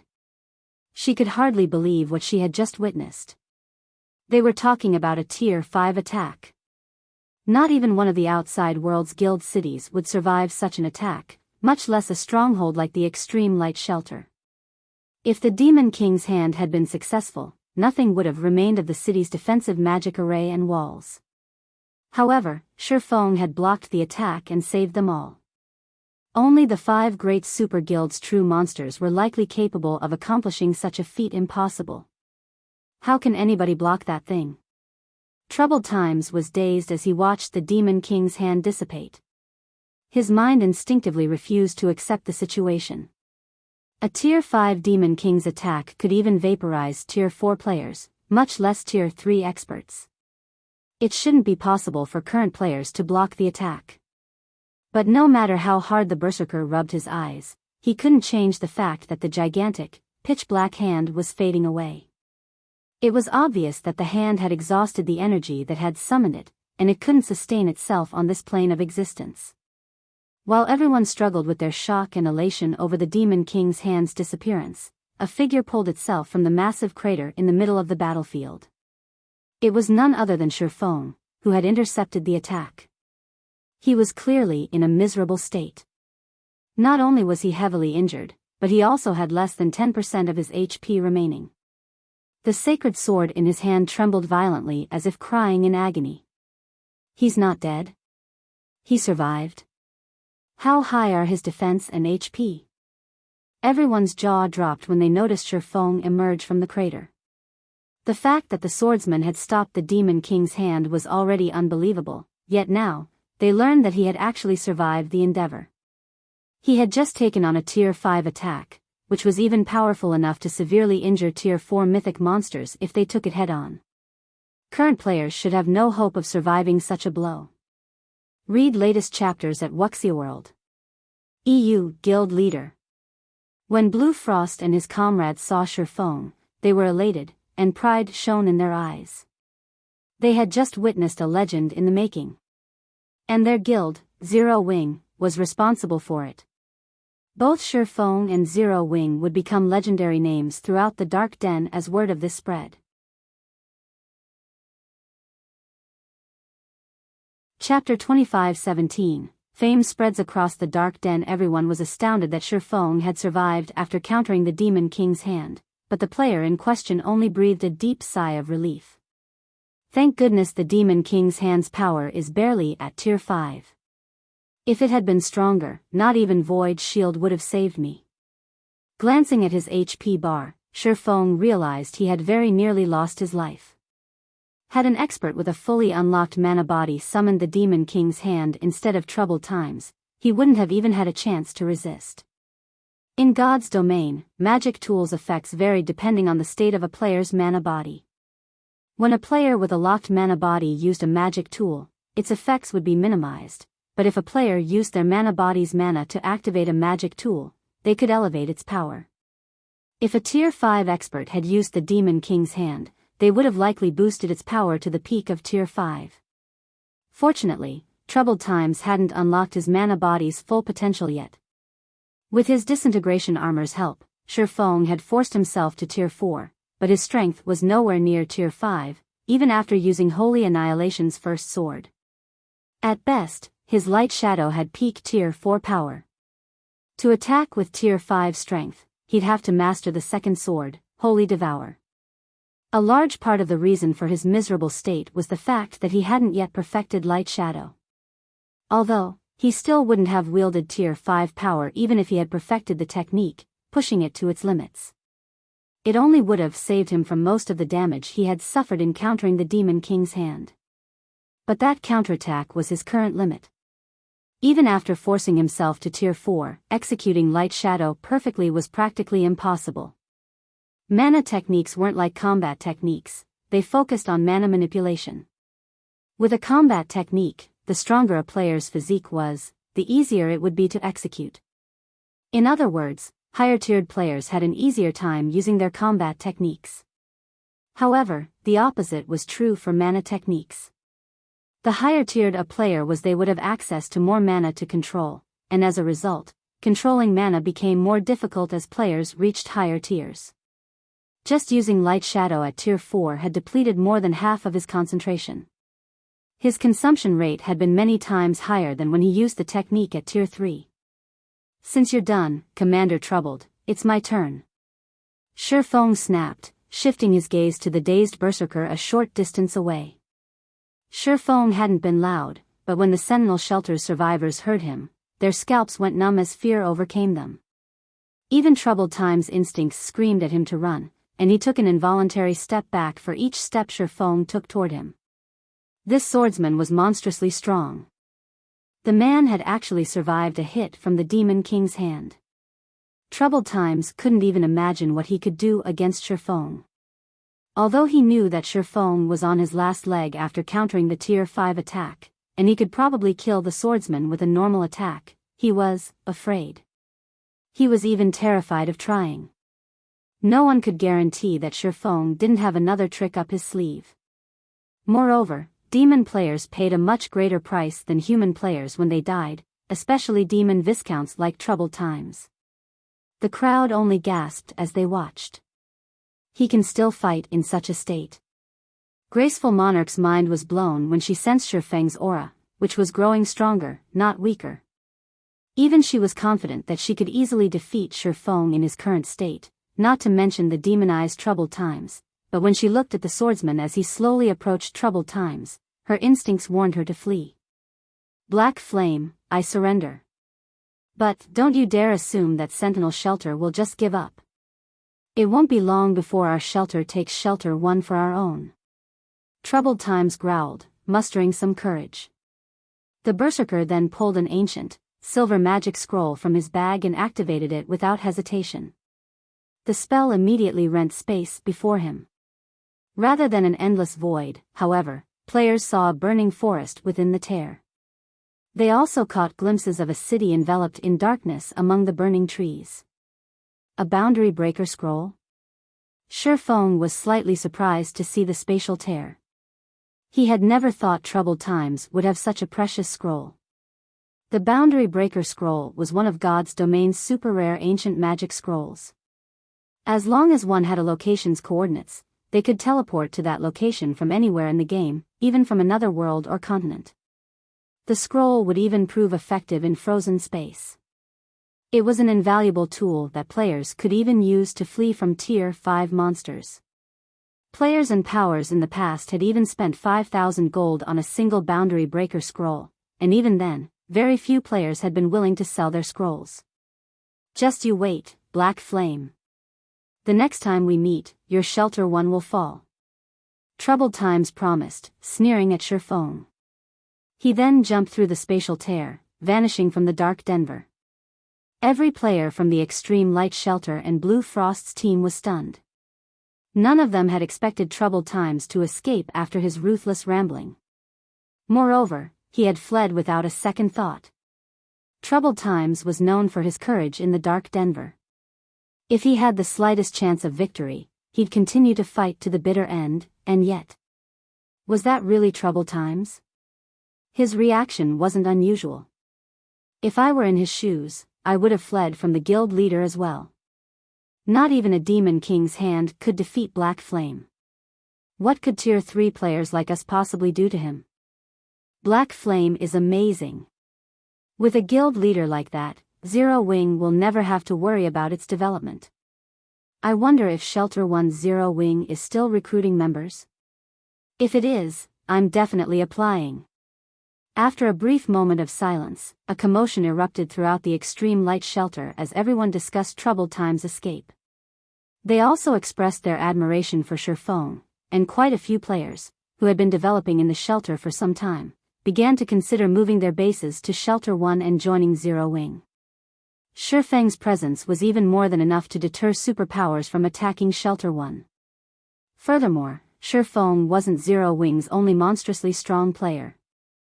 If they could learn from these monsters, they'd quickly grow stronger. He still got away in the end? Blue Frost frowned as he watched the spatial tear disappear. Read latest chapters at Wuxia World. EU. Although he was surprised with how decisively Troubled Times had fled, the man's actions had been well within reason. Shifeng's strength had just been that astonishing. There was nothing surprising about how much Troubled Times feared Shifeng, going so far as to run, even knowing that Shifeng had almost no combat power remaining. While almost everyone viewed Troubled Times' ruthless promise as nothing more than an attempt to salvage his reputation, Blue Frost knew that he hadn't been joking. The Dark Den offered demon players an unimaginably advantageous environment, and now that Troubled Times had seen the depths of Zero Wing's strength, he would be absolutely confident of overcoming the guild the next time he attacked. Moreover, the fact that the Berserker had used one precious tool after another proved that a great power supported the Sentinel Shelter. If they didn't deal with this properly, Shelter One would face true danger. Escape? Do you think you can flee from me so easily? Shifeng chuckled as he watched the spatial tear finally close. Chapter 25:18. Kill no matter the distance. Have you locked onto him, Fire? Shifeng asked, turning toward Fire Dance a short distance away. Players had many ways of escaping to live another day in God's domain, and when one wanted to hunt a fleeing player, they could rely on tracking scrolls, skills, and spells. Of all of the main classes, the assassin was the most adept at tracking and taking out targets. Once an assassin reached Tier 3 and unlocked their mana body's full potential, their tracking abilities would undergo a qualitative transformation. They could use their own mana to lock on to another player's mana signature. Unlike tracking scrolls, this method didn't add any debuffs to the target, making it nearly impossible to detect. Unless the targeted player could remove the mana the assassin had left on them, they couldn't shake off the tracker. Rest assured, guild leader, my mana is on him. Even if he runs to the edge of the world, I can find him, Fire Dance confirmed, nodding. She had locked on to every Sentinel Shelter member's mana signature even before she had killed the Tier 3 Shield Warner. Even if Aqua Rose and Violet Cloud hadn't taken action, none of the Sentinel Shelter players participating in the fight had had any chance of escaping with their lives. Guild leader, do you really intend to chase after Troubled Times? The spatial tier's destination is a city enveloped in darkness energy. There's a 90% chance that it is in demon players' territory. Those demon players are extremely biased against other races. Even if you manage to make it there, you'll have a hard time reaching troubled times, Blue Frost hurriedly interrupted, attempting to dissuade Shifeng from hunting down the berserker in question. Although troubled times still posed a threat to Shelter 1, the Sentinel Shelter would need some time to recover from losing so many of its top experts.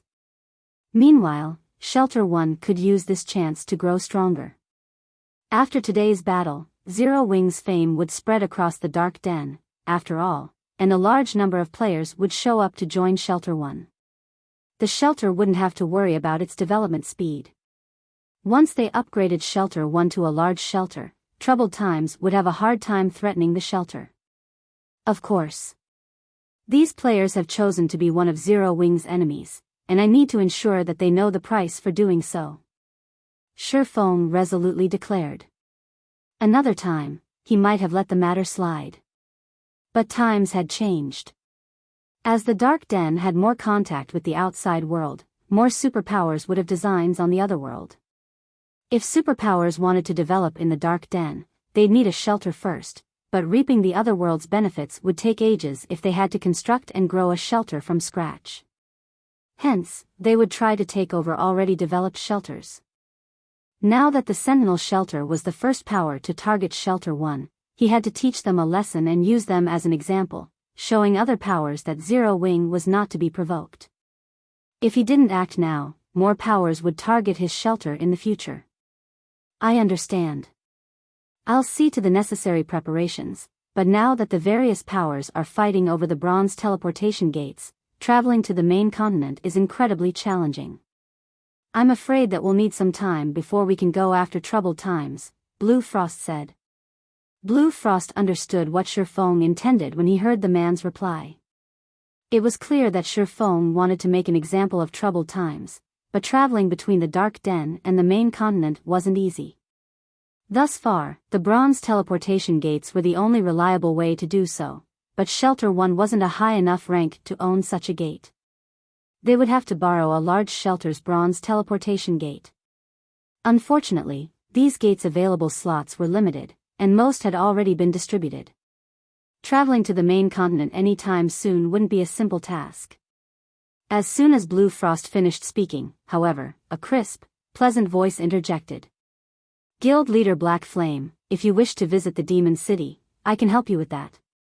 A horned eagle slowly descended from above, and the pleasant voice had come from none other than Illusory Words. You know where it is?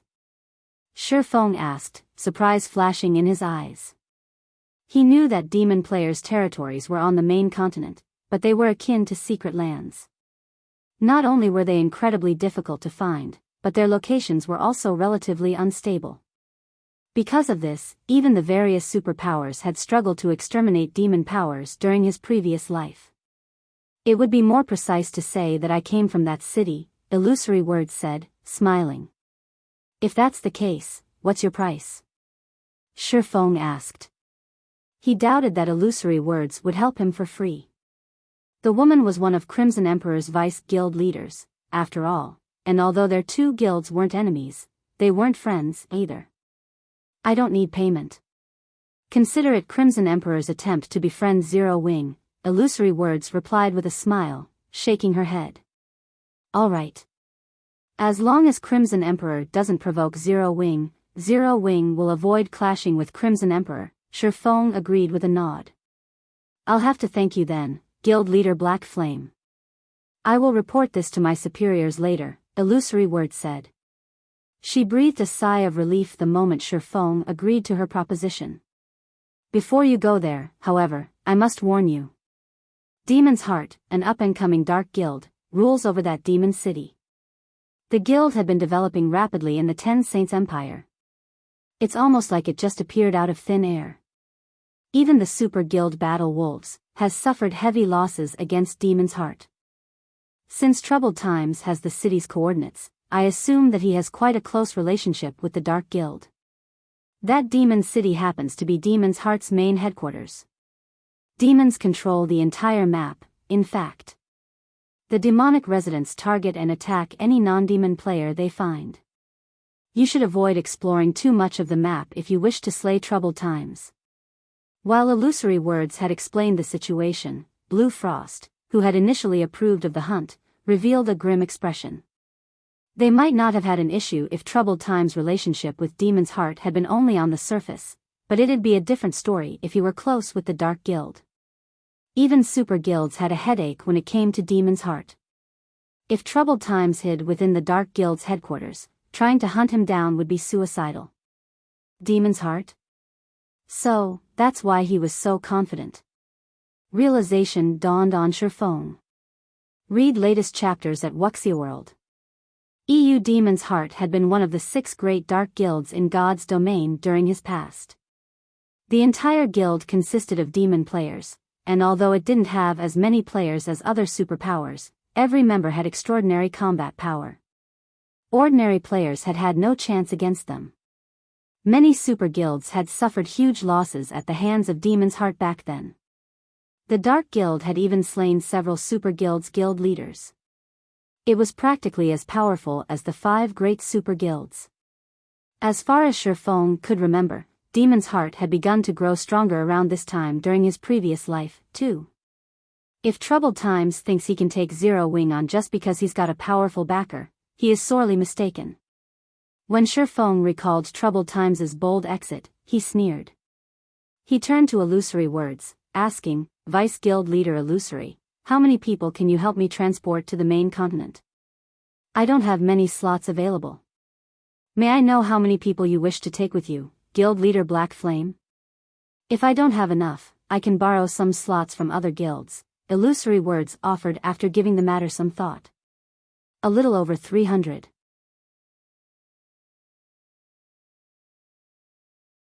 Chapter 25:19, Descending Toward Demon Territory, over 300? Illusory Words could not help but be stunned when she heard how many players Shifeng planned to take with him. As far as she was concerned, Shifeng would be lucky to take 20 experts with him. They were talking about infiltrating demon territory, after all. Not only did powerful monsters wander the map, but there were also many powerful demons and demon players in the area. Human players wouldn't make it to the map without Demon's Heart's permission. Even Tier 3 experts would have a hard time surviving in the map. Once a human player was discovered, they'd be persecuted by an endless number of demon players. Meanwhile, one would have to be stealthy and wait for the opportune moment to strike if they wanted to slay a specific player in the map. Shifeng, however, wanted to take over 300 players with him on his hunt for Troubled Times.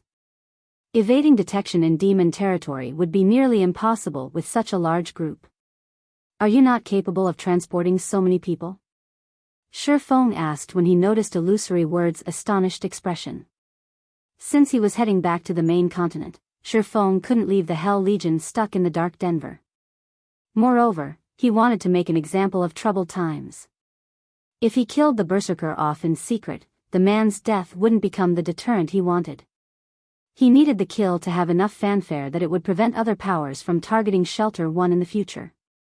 Although demon territories were akin to forbidden lands for ordinary expert teams, his was no ordinary team. It was Netherworld Empires, one of the 5 great super guilds in God's domain, strongest trump card legion. The very idea that the Hell Legion couldn't move throughout demon territory was a joke. It's possible, but I'll need some time. Would you be willing to wait a while, Guild Leader Black Flame? Illusory Words asked after snapping out of her daze. How long will you need? Shifeng asked. I should be able to arrange it within roughly 6 hours, Illusory Words confidently replied. All right. I'll have to trouble you then, Vice Guild Leader Illusory. Shifeng breathed a sigh of relief when Illusory Words said she'd only need 6 hours or so. Fire Dance had used her mana to lock onto Troubled Times, but the technique wouldn't last long. At most, her mana would remain on her target for 2 days. After that, her mana would leave Troubled Times, and hunting him down would be almost impossible. Once Illusory Words and Shifeng had finished their discussion, the Vice Guild Leader left the extreme light shelter atop her flying mount to see to the necessary preparations.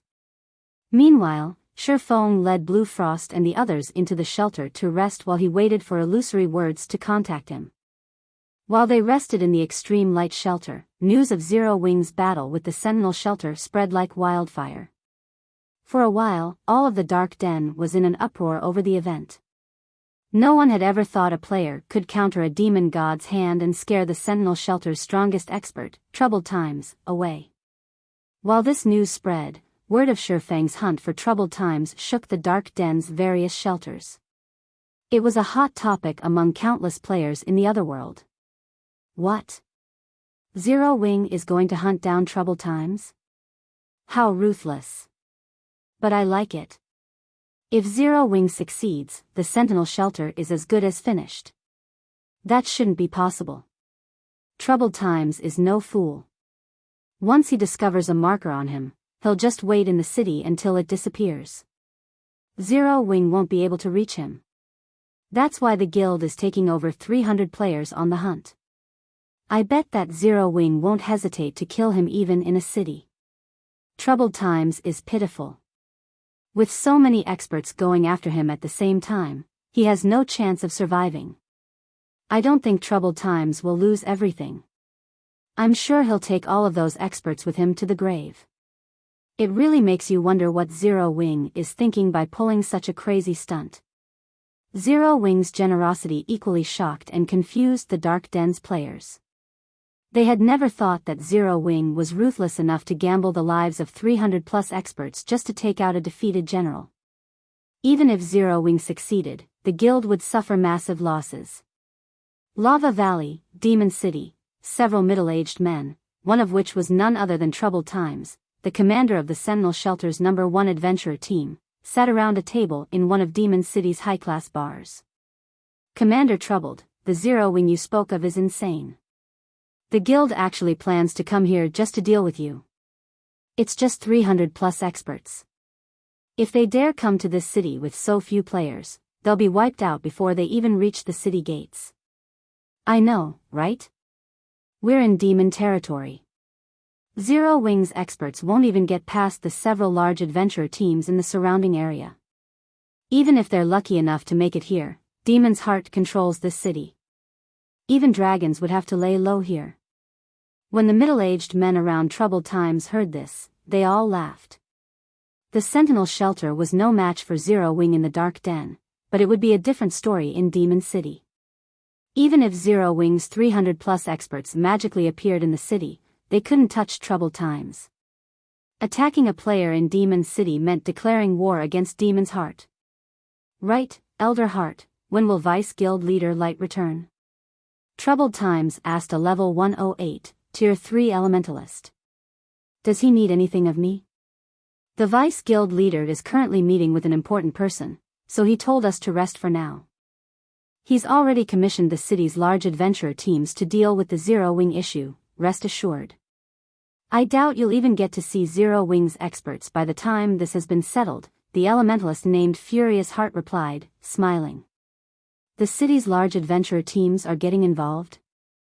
The news allowed Troubled Times to breathe a sigh of relief.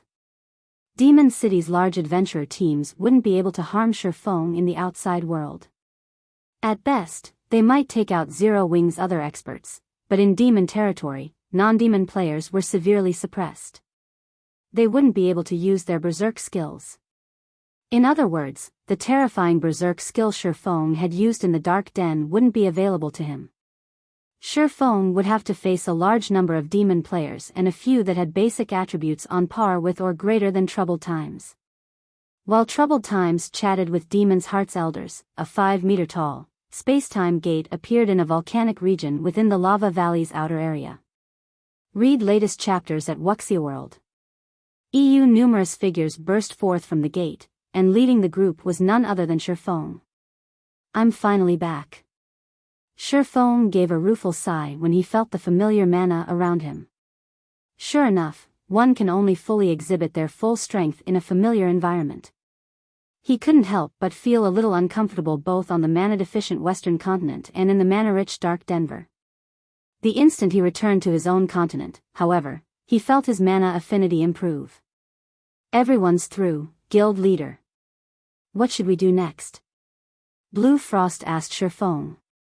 He felt a little nervous around the Hell Legion's members, who had concealed their appearances under black cloaks. Good. Since everyone's here, it's time we pay Demon City a visit," Shifeng declared with a grin. He then had Fire Dance lead the way toward troubled times.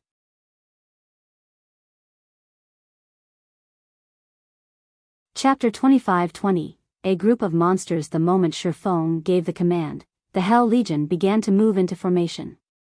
Once everyone was ready, they boldly marched toward the nearby forest. Illusory Words and her teammates, who had just emerged from the space-time gate, were stunned at the sight. "What do you think is going through Black Flame's mind?" Vice Guild leader, a Tier 3 male assassin from Crimson Emperor, asked when he saw that the Hell Legion had no intention of hiding their movements.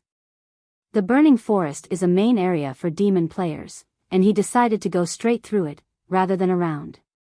At this rate, it won't be long before demon players discover his team, and without an invitation from Demon City, every demon player they come across will attack. The Burning Forest served as a natural barrier around Demon City.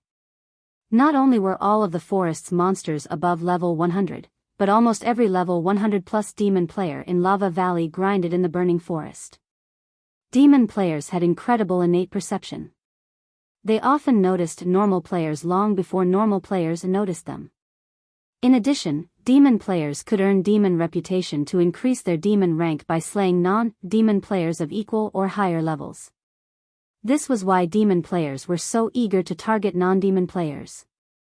Moreover, non-demon players were invaders when in demon territories, and demon players would gain far greater rewards for killing them. Even the 10 Saints Empire's various superpowers didn't dare set foot in the Lava Valley's Burning Forest without a proper invitation. Demon players would avoid conflict with guests of Demon City. Attacking one of the city's guests was akin to declaring war against the city's various powers. Doing that would be disastrous for any demon player developing in Demon City. Of course, Shifeng and his team hadn't received an invitation, and by marching into the forest, they were offering themselves up on a silver platter. It'd be a miracle if they even left the Burning Forest alive, not to mention reach Demon City. In general, over 100,000 players operated in level 100 maps, and the Burning Forest was the only level 100 map near Demon City. Far more players would be grinding in the area than in other level 100 maps. I don't know what he's thinking, but I know that the players with him are extraordinarily strong. They may have hidden their statistics and auras with black cloaks, but I can feel that they're all bona fide Tier 3 players, Illusory Words said, a hint of fear flashing in her eyes as she watched the Hell Legion march into the forest. In total, Shifeng's group had over 300 Tier 3 experts. Not even Crimson Emperor had so many at this stage of the game. Zero Wing has that many Tier 3 experts. The male assassin's jaw dropped. Only super guilds had such a large number of Tier 3 experts at this point. How could Zero Wing, a guild that had only established itself in God's domain and had no backing whatsoever, have as many Tier 3 experts as a super guild? While Illusory Words and the male assassin shared their shock over the number of Tier 3 experts Zero Wing had just sent into the Burning Forest, a young man in white robes and surrounded by the power of darkness stepped through the space-time gate, sneering when he overheard the two players' conversation. The fact that Zero Wing has over 300 Tier 3 experts is indeed surprising. Unfortunately, that force isn't nearly enough to get through the Burning Forest, the young man said, realizing that Shifeng's group had already disappeared into the woods. This is just a repeat of Battle Wolves' attempt to invade Demon City. Not only had Battle Wolves dispatched over 300 Tier 3 experts, but it had also sent an army of over 100,000 Tier 2 experts. In the end, Battle Wolves' army had been annihilated before it had reached the city. I've also heard that Demon's Heart has hired the city's large adventurer teams to stop Zero Wing's force. Those adventurer teams don't have a lot of members, but every one of them is strong enough to deter superpowers. If they work together, Zero Wing won't stand a chance. Neither the male assassin nor Illusory Words tried to argue with the white-clad youth. He had only spoken the truth. In fact, the boy's evaluation of Demon City's large adventurer teams was a little humble. Battle Wolves' army had suffered tremendous losses against those large adventurer teams, and they had undoubtedly grown stronger since slaughtering the guild's members. As the white-clad youth and Illusory Words quietly discussed the situation, a party of demon players had discovered Shifeng's team. Why have so many human players come to the burning forest? Are they the bounty targets Demon's Heart announced? And here I thought Demon's Heart was joking. I hadn't actually thought that these human players would dare enter our territory. Quick! Send word to the large adventurer teams. If we take too long to report this, someone else will and claim the reward. The demon party's members were ecstatic over discovering Shifeng's group. They immediately reported their discovery to the large adventurer teams within the forest. Just as they were about to contact one of the adventurer teams, however, over 100 figures descended from above, landing a short distance from Shifeng's team. They all wore jet black plate armor and wielded standard weapons. They also radiated dense power of darkness and emitted an intense pressure that even deterred Tier 3 experts from approaching. Crap! How is our luck so bad? I didn't know there was a demon patrol squad nearby. I guess we won't get credit for the discovery. After all, when the demon party members saw the figures in black, they could not help but shake their heads and sigh dejectedly. The burning forest was demon territory, and demon squads patrolled the area. Every one of these squads consisted of up to 3 Tier 4 great demons and 100 Tier 3 advanced demons. They also maintained a 10-level gap above Demon City's mainstream players. They weren't a force players should take lightly. These demon patrol squads were a large part of the reason that the Battle Wolves' crusade on Demon City had failed before it had even reached the city gates. Now that one of these squads had discovered Shifeng's team, annihilation was almost certain. Furthermore, these demons had wings and were capable of flight. Even if Shifeng's group could fly, they wouldn't escape. Read latest chapters at Wuxia World. The watching demon players expected Shifeng's group to turn and flee, but they didn't. Rather, they took the initiative to charge at the demon patrol squad as if they had just found their prey. The Guardian Knight leading the charge bashed his shield into one of the level 115, Tier 4 great demons, which subsequently lost its balance and stumbled half a step back. That Guardian Knight's strength was unbelievable. A 3-meter-tall man and his emaciated companion proceeded to pin down the other 2 Tier 4 great demons. The Tier 3 advanced demons wanted to help, but other members of Shifeng's team got in their way. Shifeng's team suppressed the demon patrol squad, which normally had an overwhelming advantage over players. The demons struggled against the players attacking them, unable to cooperate while their HPs visibly plummeted. In less than 30 minutes, the entire demon patrol squad had been eliminated. Not a single demon had escaped with its life.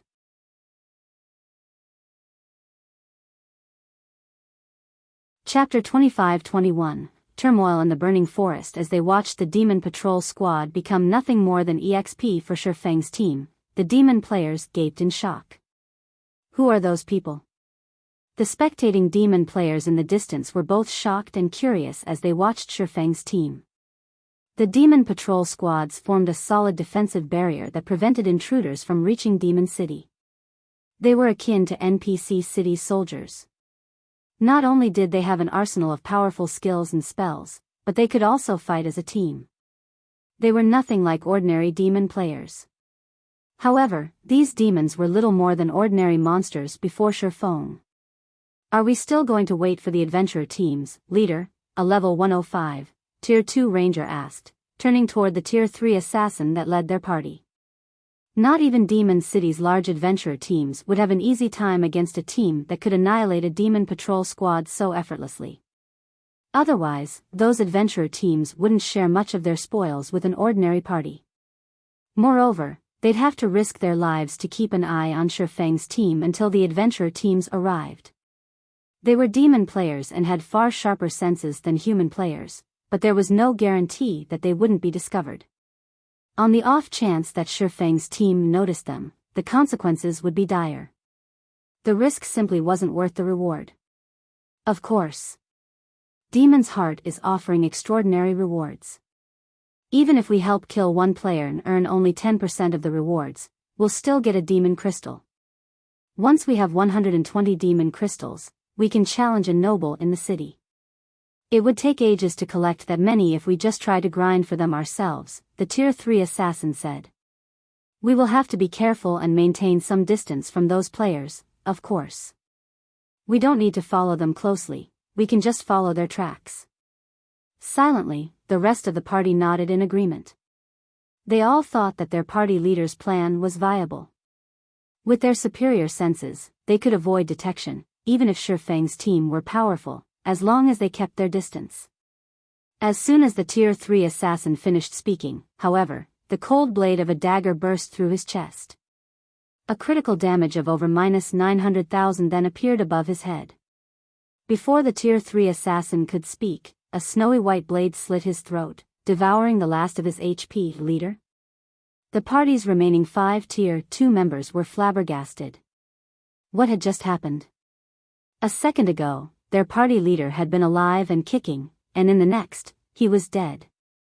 Their party leader was a Tier 3 assassin, and even in Demon City, he was quite the famous expert, yet he had just died so suddenly. As their leader dropped to the ground. An assassin? Crap. We've been discovered. Run. By the time the 5 demon players reacted, the alluring woman vanished like a ghost. She reappeared before the 5 demon players, and a streak of snowy white light immediately swiped at them. A series of damages exceeding 1 million appeared above each demon player's head, robbing them of all of their HPs. How foolish. You radiate so much mana that you're practically walking lanterns in the dark. You dare follow us with such skills? Fire Dance shook her head disdainfully at the demon players' confused looks. She thought they had severely underestimated her.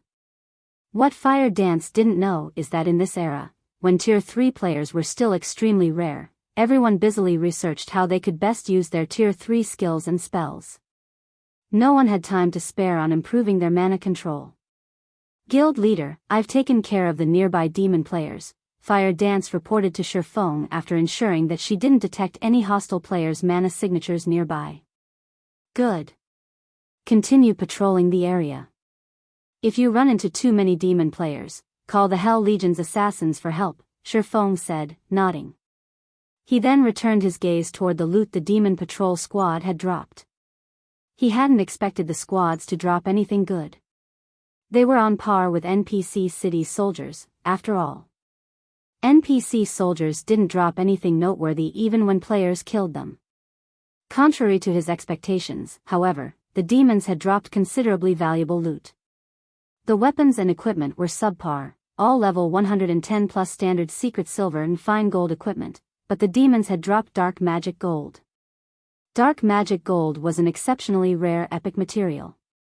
Not only could one use it to increase their success rate when crafting weapons and equipment, but there was also a chance of imbuing the resulting items with power of darkness. It was a material all master forgers sought. He had obtained 14 ingots of dark magic gold after slaying 1 demon patrol squad. If the master forgers of his previous life found out about this, they'd likely hunt the Burning Forest's patrol squads into extinction. However, the Hell Legion's members were even more ecstatic than Shifeng. The demons they had killed had awarded an abundance of EXP, and during the battle, they had gained a lot of insight into mana control. Although the demons' mana control couldn't compare to actual NPCs, it was far better than dumb monsters. They usually only fought dumb monsters, they had almost no chances of battling NPCs. Why wouldn't they be excited to pit their skills against demons that were as intelligent as true NPCs? Initially, the Hell Legion hadn't been particularly eager to attack Demon City, but this discovery had lit an enthusiastic fire in their hearts. While exploring the Burning Forest, the Hell Legion made no attempts to avoid demon patrol squads. Instead, they actively started to search for them. Meanwhile, elsewhere in the Burning Forest, a 1,000-man team assaulted a monster nest under the protection of a level 110 mythic boss. Although the team only had 1,000 players, over 80 of them had already reached Tier 3. Not even first-rate guilds could field such a team at this stage of the game. The several players leading the team easily suppressed the mythic boss, allowing the rest of the team to deal with the Great Lords and Grand Lords. Excellent. The monsters that ran ahead have been taken care of.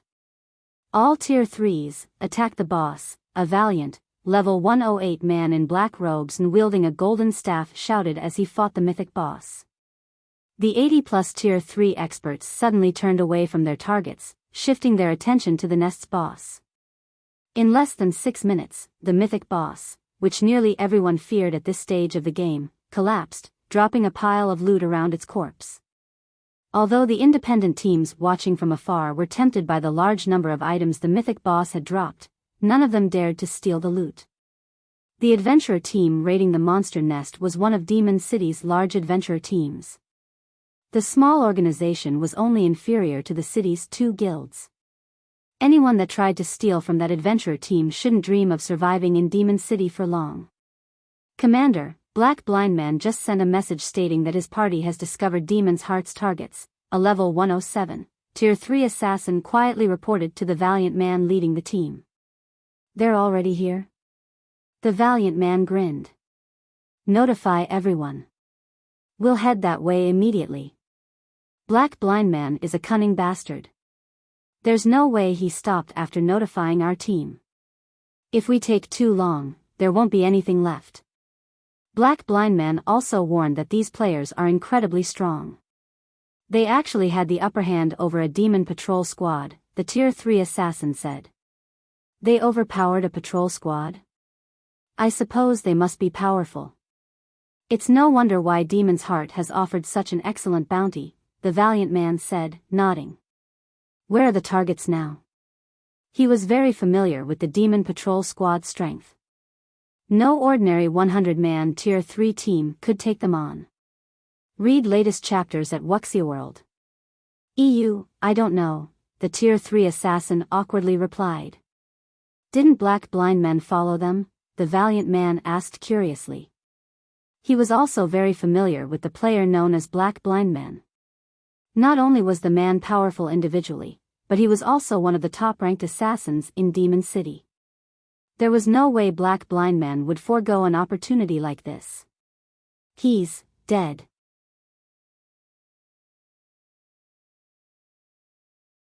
Chapter 25-22, Great Disturbance, Blind Man's dead? The valiant man, Regretful Wind, was astonished by the report. Someone actually noticed him and killed him, with his cautious nature and tracking skills? Black Blind Man was a relatively well-known assassin in Demon City, and his sharp senses were particularly outstanding.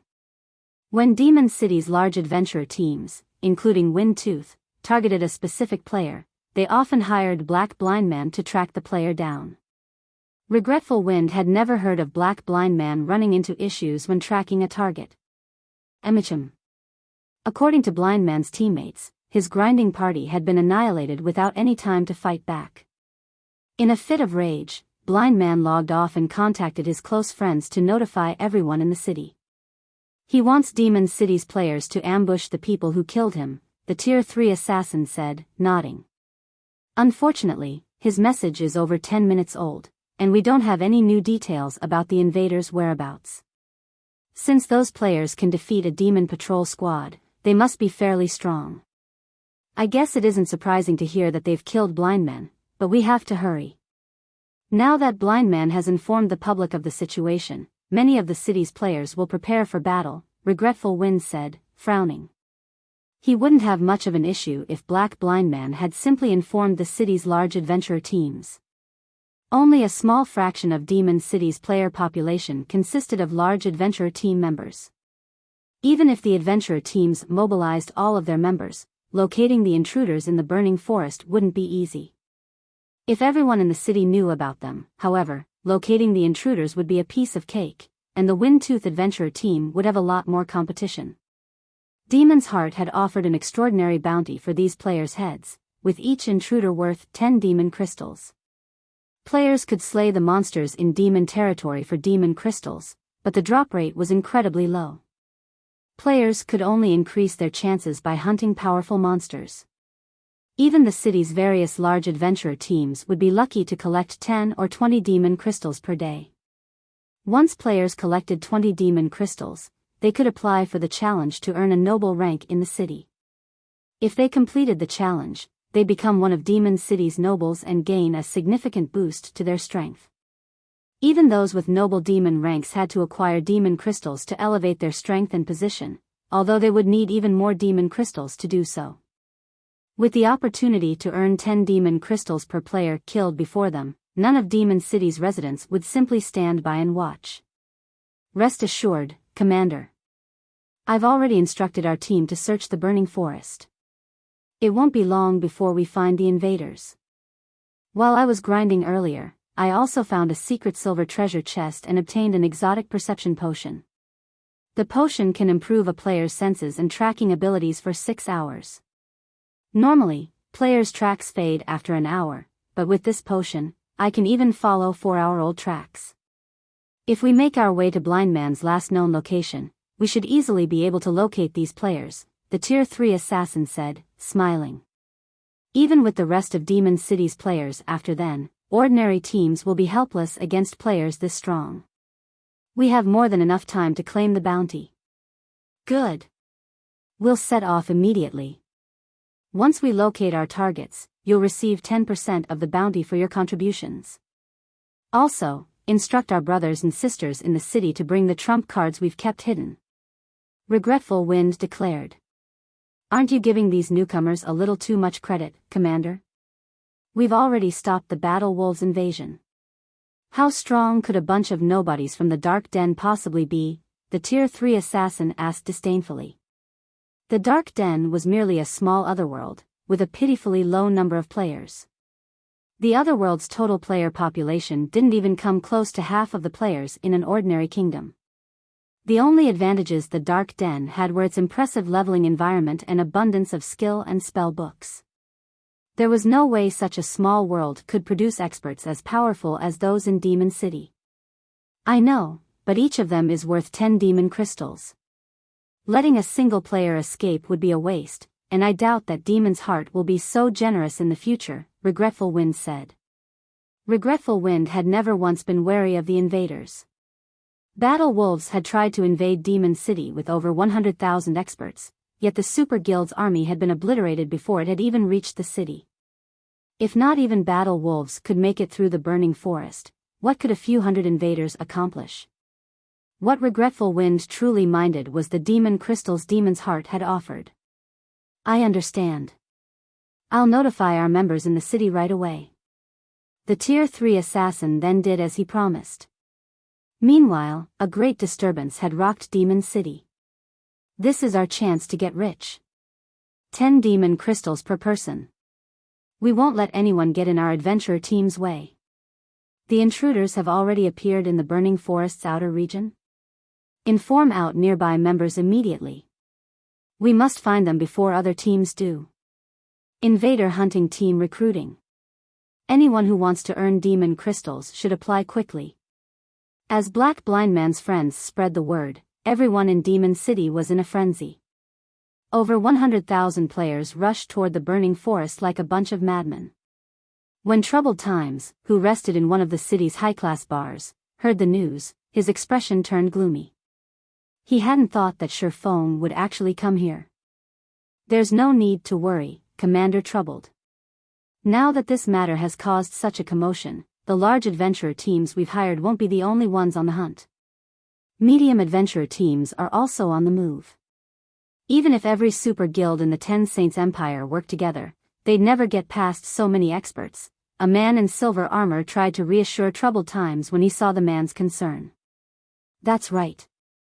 Even if Zero Wing somehow manages to make it to Demon City, Demon's Heart is still waiting for them. We stand by your side. Zero Wing's efforts will be for naught, Furious Heart said. He thought that Troubled Times was worried for nothing. You shouldn't underestimate Black Flame, Troubled Times said. Of course, if everyone here tries to stop him, I doubt he'll accomplish anything. Troubled Times had seen the strength of Demon's Heart's elders personally. They were all true monsters, particularly Furious Heart. The man was only half a step away from becoming a count in Demon City and was far stronger than Troubled Times, who had only recently become a demon viscount. Furthermore, demon players who had the viscount rank or higher received a strength boost while inside Demon City. While Demon City's players discussed Sherfong and his invading team, several thousand Wind-Tooth members arrived in the burning forest's outer region. "Commander, I've found traces of their battle, and the tracks are still fresh. They should be nearby," the masked, Tier 3 assassin excitedly reported as he examined the lingering traces Shifeng's team had left behind. Read latest chapters at Wuxia World. EU, good. Proceed according to plan, everyone. Regretful Wind commanded, instructing his team to prepare for battle. These players began to follow the Tier 3 assassin's lead while suppressing their auras to the best of their ability to avoid detection. As they followed Shifeng's tracks, they encountered Demon Patrol Squad corpses. 100. 200. 300. By the time Wind-Tooth's members had crossed 3,000 yards, they had found more than 1,000 demon corpses, and the freshest had been from a patrol squad with over 200 demons.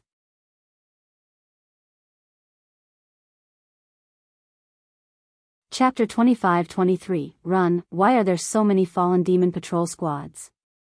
What happened here? Did those people kill all of these patrol squads? Wind-Tooth's members were curious and afraid when they saw so many demon corpses strewn around them. The demon patrol squads served as a barrier between intruders and Demon City, with 10,000 demons patrolling the burning forest. Thus far, however, the adventurer team had found more than 1,000 demon corpses. This was 1/10 of the burning forest's defenses.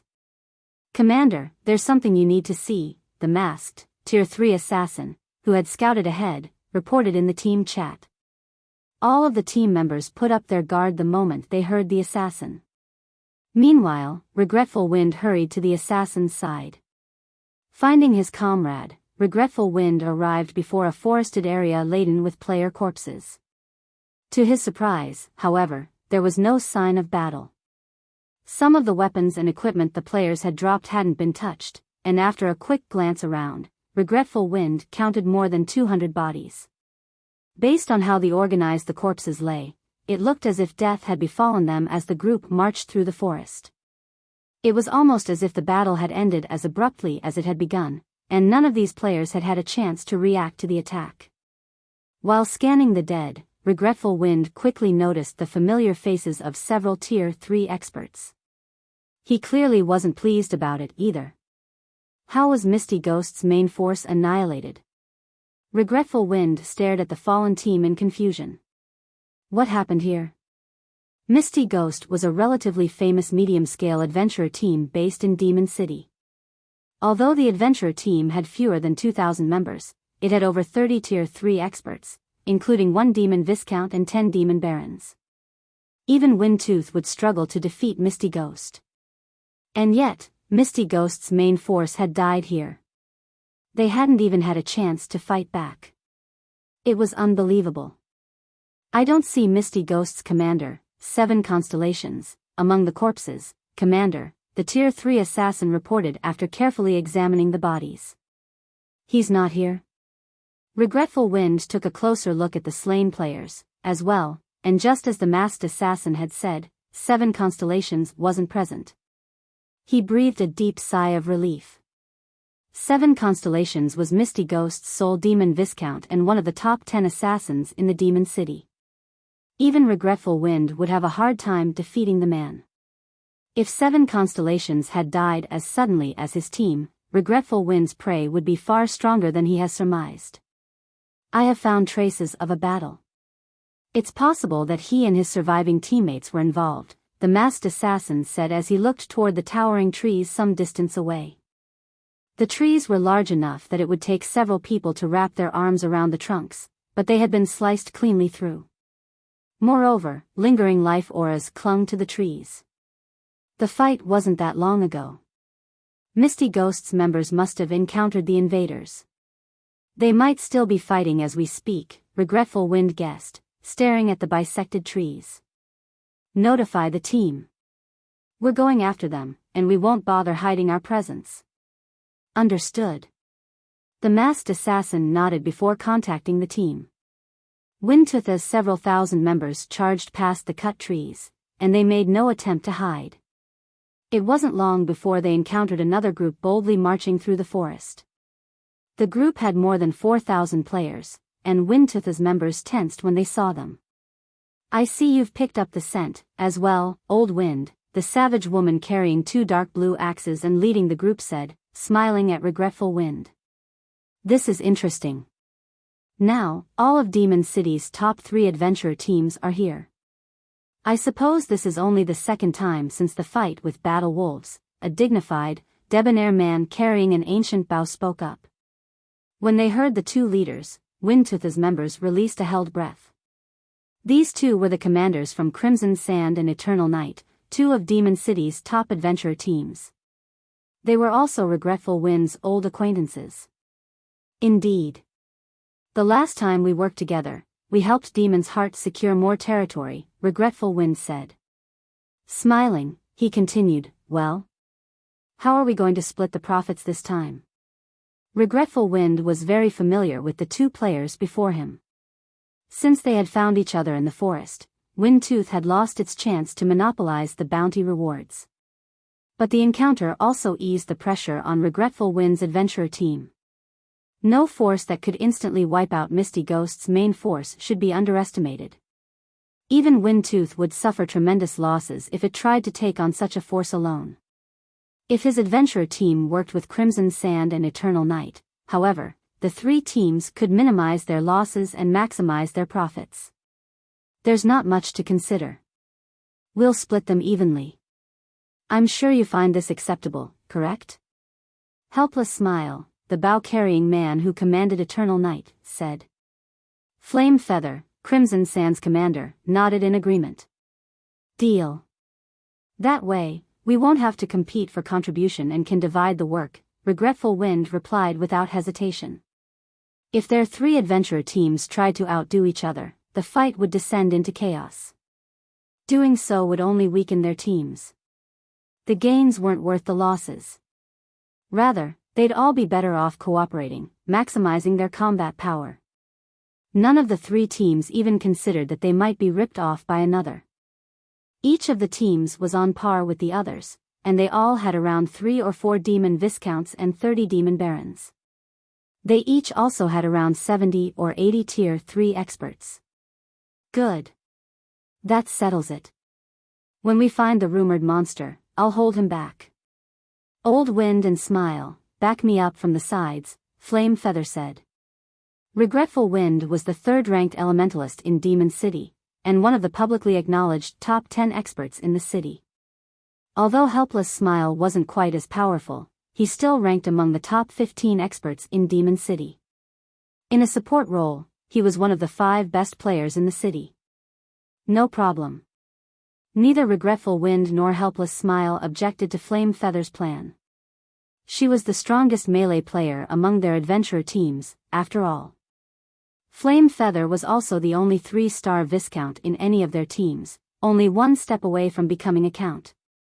Shortly after the 3 commanders came to an arrangement, they heard the sound of battle from the nearby forest. All 3 teams immediately charged toward the sound. After crossing about 500 yards, a loud explosion rocked the forest. Boom! A figure suddenly shot past the 3 adventurer teams like a cannonball, crashing into a large tree roughly 100 yards away from Regretful Wind. The tree shattered instantly, falling, while the figure slid down its trunk to the ground. To everyone's surprise, this figure radiated an even stronger aura than a Grand Lord of the same level. Even so, the figure rapidly lost HP, 7 constellations. Regretful Wind paled when he recognized the player. Read latest chapters at Wuxia World. EU Flame Feather and Helpless Smile looked at the player with somber expressions, as well. They were all familiar with 7 constellations and the strength he wielded. Demon City didn't have many Viscounts, and as such, they all, more or less, knew each other. Despite his noble demon rank, however, 7 constellations had just been defeated. The man hadn't even had a chance to flee. They could only imagine how strong his opponent was. Mon, stir. Run, quickly, 7 constellations hissed between clenched teeth when he saw the nearby adventurer teams. Before he could finish his warning, however, his HP dropped to 0, and his body went as limp as a puppet with its strings cut.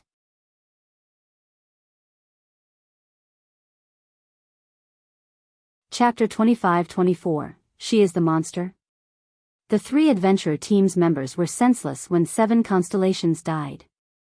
A monster, huh? Regretful Wind frowned, contemplating 7 constellations' dying words. Demon Viscounts stood at the apex of Demon City, and 7 constellations was an assassin, a class that boasted its survivability. And yet, he had just died. Moreover, 7 constellations had warned their 3 adventurer teams away. It was clear that in his mind, these 3 teams were no match for the monster he had just faced, even if they worked together. Although that was only the assassin's opinion, his words should be credible. If 7 constellations focused on getting away, not even the top-ranked experts in Demon City could stop him. But he had still fallen. It seems our opponent isn't as simple as we thought. What do you guys think? Regretful Wind asked the other 2 commanders. If they fought an opponent that even 7 constellations feared, the outcome wouldn't be as pleasant as they hoped. It's no wonder why Demon's Heart has offered such a gracious bounty, Helpless Smile replied, staring at the assassin's corpse. But this isn't the first time we've faced monstrous experts. Besides, if we flee, we'll become laughingstocks in Demon City by tomorrow.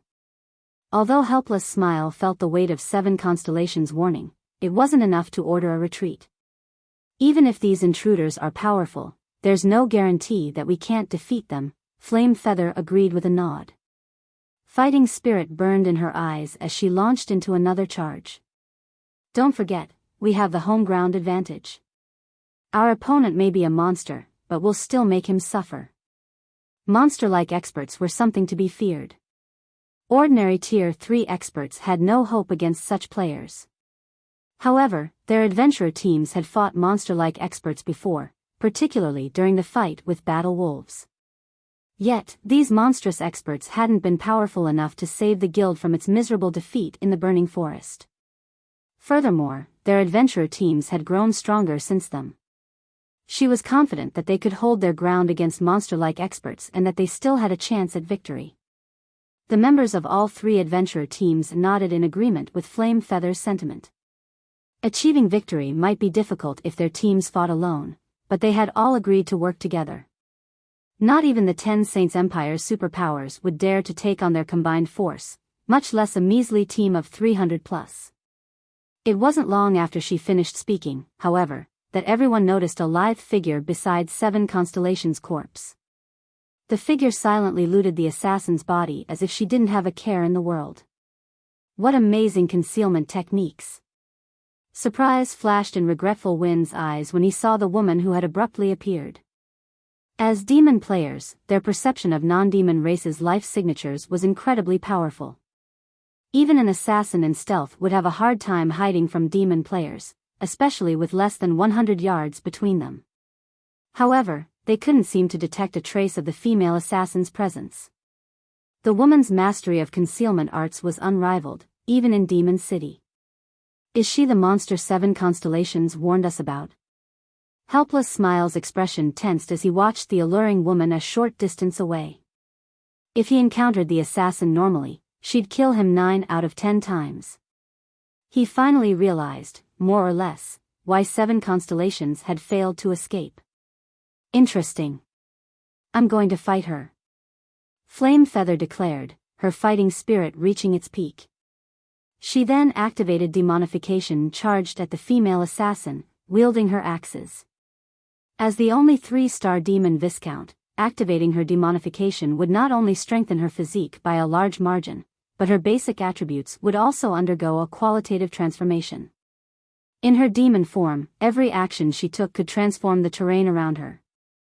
With just her Tier 2 demon charge, Flame Feather had bathed her surroundings in a sea of fire and shook space itself. Another ambush? Sensing Flame Feather charging toward her, Fire Dance stored the dagger she had just picked up from 7 Constellations' corpse and unsheathed the short sword hanging at her waist. In that case, I'll bury you alongside them.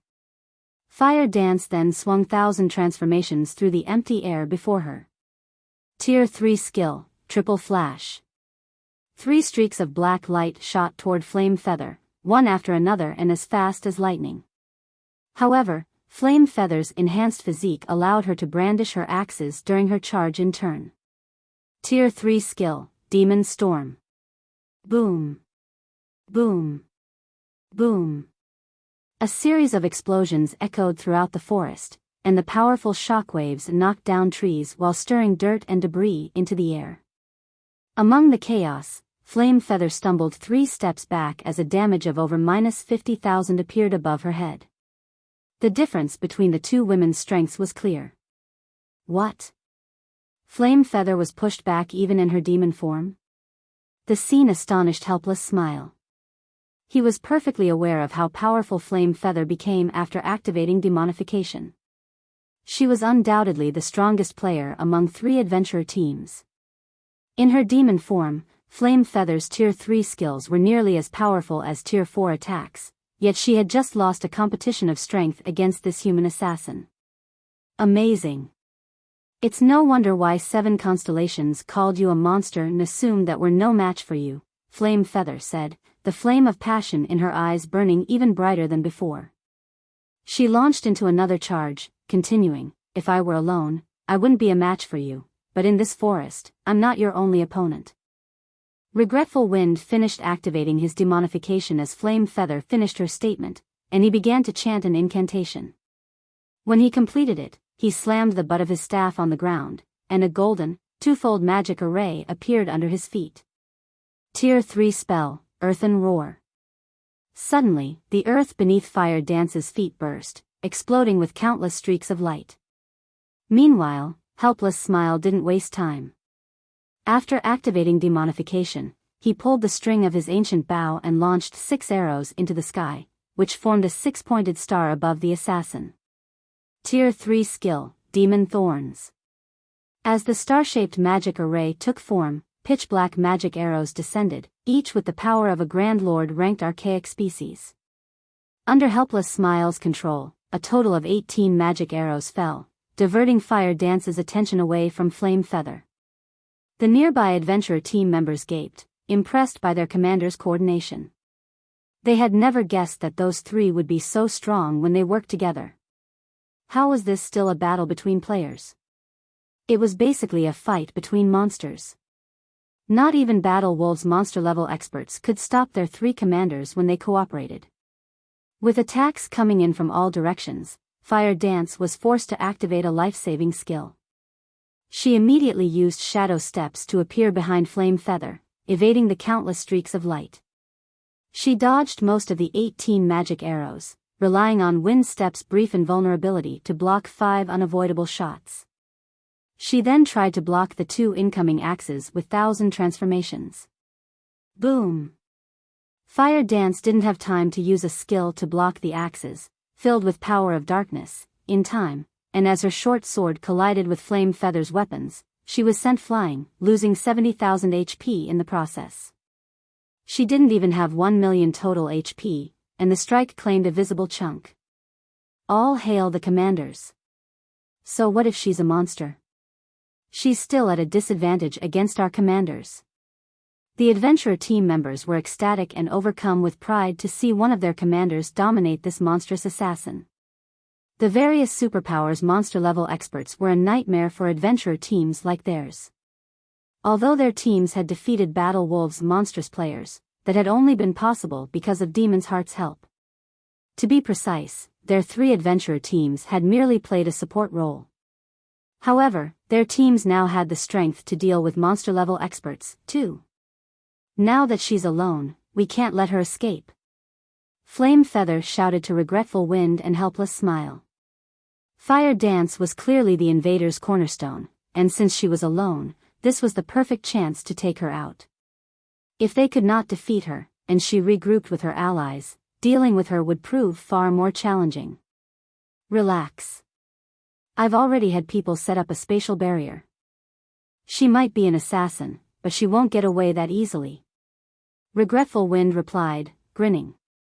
After witnessing the initial clash between Flame Feather and Fire Dance, Regretful Wind realized the importance of this battle. Hence, he had instructed his subordinates to set up a magic barrier before he had even joined the fight. He wanted to ensure that they could flee if they were no match for the assassin, and if they were, that they'd have an easier time taking her down. Although they now had the upper hand, killing a monster like Fire Dance wouldn't be easy, but with the magic barrier up, they could buy enough time to complete the task. Read latest chapters at Wuxia World. Even as Regretful Words finished his statement, a gigantic barrier rose around the battlefield, covering a 200-yard radius. 88 magical class players powered the array, and not even a Tier 4 mythic monster would find it easy to break out of. Good. Now, she's dead. Flame Feather sighed with relief as the barrier took effect. A second after the magic barrier completed, however, an arc of blue lightning struck from a distance. Boom!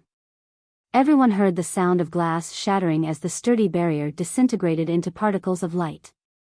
As the adventurer team's members looked around in confusion, a deep voice reached them from the distant forest.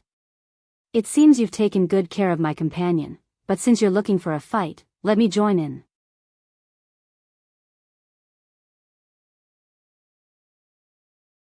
Chapter 25-25, True Monster. When the three adventurer teams heard the deep voice, their expressions betrayed their apprehension. The three commanders were particularly tense as they continued their fight against Fire Dance. There's more than one monster? Regretful Wind's expression hardened while he watched the magic barrier fade away. 88 magical class players had powered that barrier. It should even withstand quite a few attacks from a mythic monster. And yet, that barrier had just shattered after a single attack. Another monster-level expert among the invaders was the only possible explanation, and this newcomer definitely had the strength of mythic monsters. He should be even stronger than the female assassin they currently faced. A single team has two monsters. Who are these people? Helpless Smile growled, frowning. He had never expected the invaders to have more than one monster-level expert. The three of them were already having a rough time trying to suppress Fire Dance. If another expert of her caliber joined the fight, they'd be in trouble. So what if there's another monster? Why should we fear them? Resolutely, Flame Feather reminded her comrades, don't forget that we have over 5,000 players, including 7 more demon viscounts and nearly 100 demon barons. What is one extra monster compared to our forces? The only reason the three commanders had attacked was to gauge how much they had improved since the war with Battle Wolves. Furthermore, ordinary Tier 3 experts would only get in their way in such an intense battle. If they had to face two monsters, however, the members of their adventurer teams could keep the second one busy. Even if their teams couldn't kill the other monster, they could buy enough time for the commanders to finish off Fire Dance. Eventually, their adventurer teams would secure victory, even if some of their members died. That's right. However, it seems we'll incur some losses in this operation, Helpless Smile said, nodding. He then gestured to one of his subordinates in the distance and said, Blue, lead our main force members to stop the other monster. Try to buy as much time as possible. Understood, the Tier 3 shield warrior, Blue Sea, responded. Mandala, take your group and go with them. Flame Feather ordered a Tier 3 dark druid on her team. Poison, I'm giving you command of our members, Regretful Wind shouted to the masked assassin named Poison Heart. If worst comes to worst, use that. Just make sure that you keep the second monster away from us for now. Are you sure that I can use it? Poison Heart instantly grew excited upon receiving permission from his commander. I promise, he won't get anywhere near you. Overhearing the order, both Flame Feather and Helpless Smile glanced at Regretful Wind in astonishment. What? Old Wind, you were the one who bought that thing during the last intermediate auction? Flame Feather blurted. There was only one item she could think of that could easily deal with monster-level experts, and it was one of the items that had appeared in the last intermediate auction in Demon City's auction house. Satan's Remnant Soul. That item was a true treasure. It would allow a player to transform into a Tier 4 Great Demon for a short time. Players would also have access to all the skills and spells in a Tier 4 Great Demon's arsenal.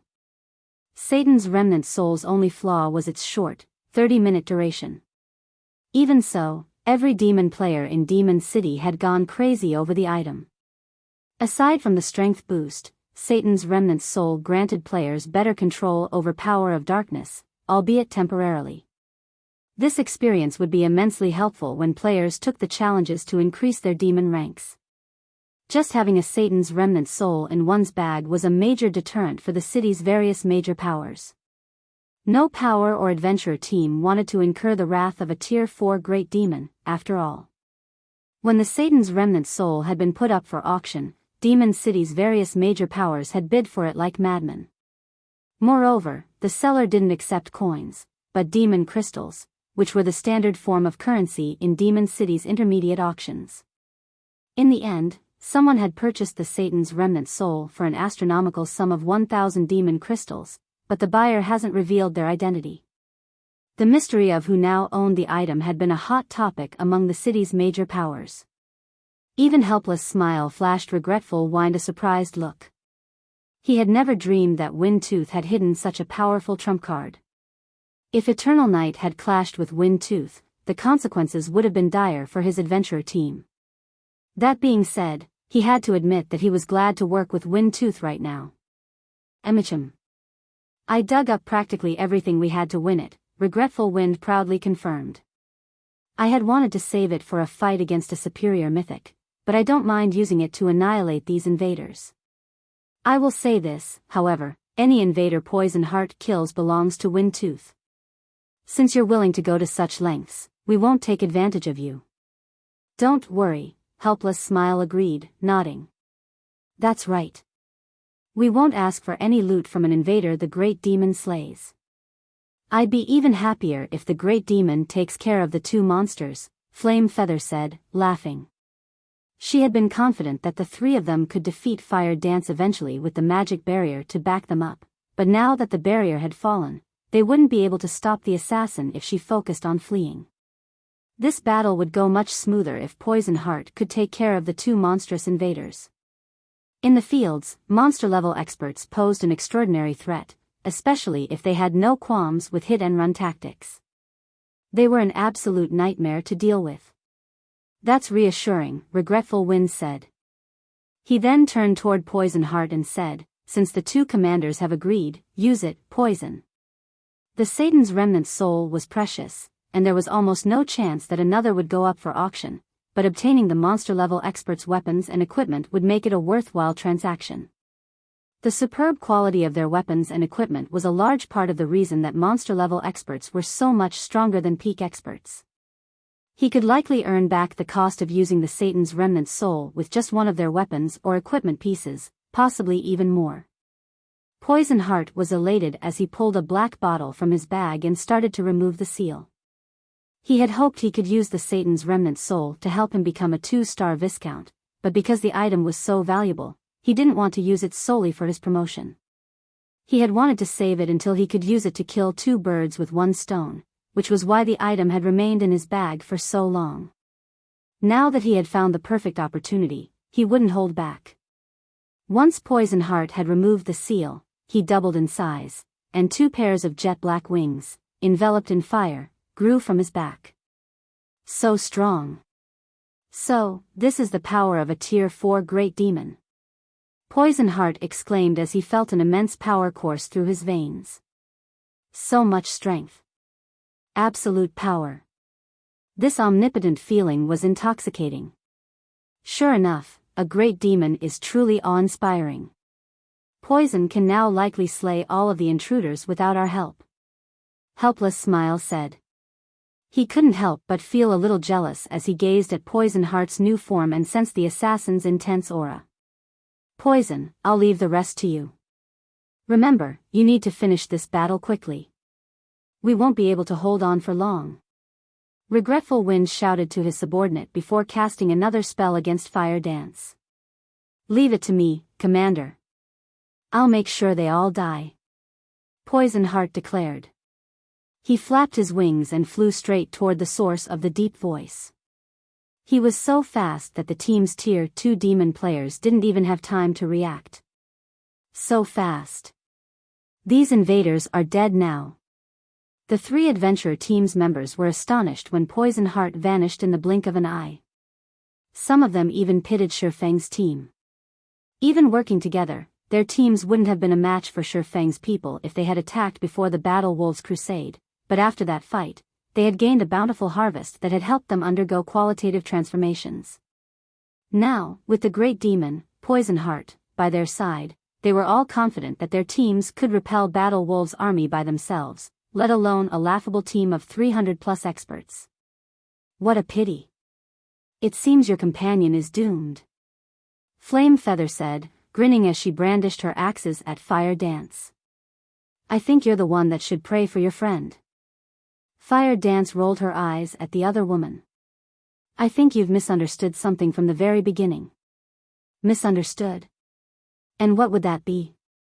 Flame Feather asked curiously. I'm not responsible for killing that assassin. In fact, I hadn't even seen him before looting his body, Fire Dance said.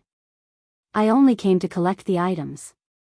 The three commanders immediately paled. What do you mean? You didn't kill 7 constellations? Read latest chapters at Wuxia World. You're not the monster he was talking about. Regretful Wind, Flame Feather, and Helpless Smile simultaneously recalled 7 constellations dying monster. Run quickly. If Fire Dance hadn't seen the assassin before he died, she couldn't be the monster he had warned them about. But before the 3 commanders could respond, they heard a series of explosions from the nearby forest, and the ground under their feet shook violently. After a few seconds, a colossal figure flew toward them, slamming into a nearby tree and felling it. The figure was none other than Poison Heart, who had just flown toward the other monster-level expert a moment ago.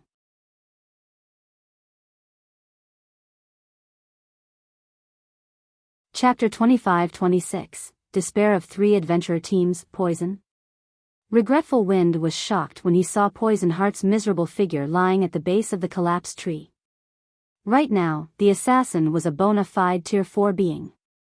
He was even stronger than Tier 4 players. The man had command of every Tier 4 skill and spell a great demon possessed, which was an advantage that Tier 4 players wouldn't have.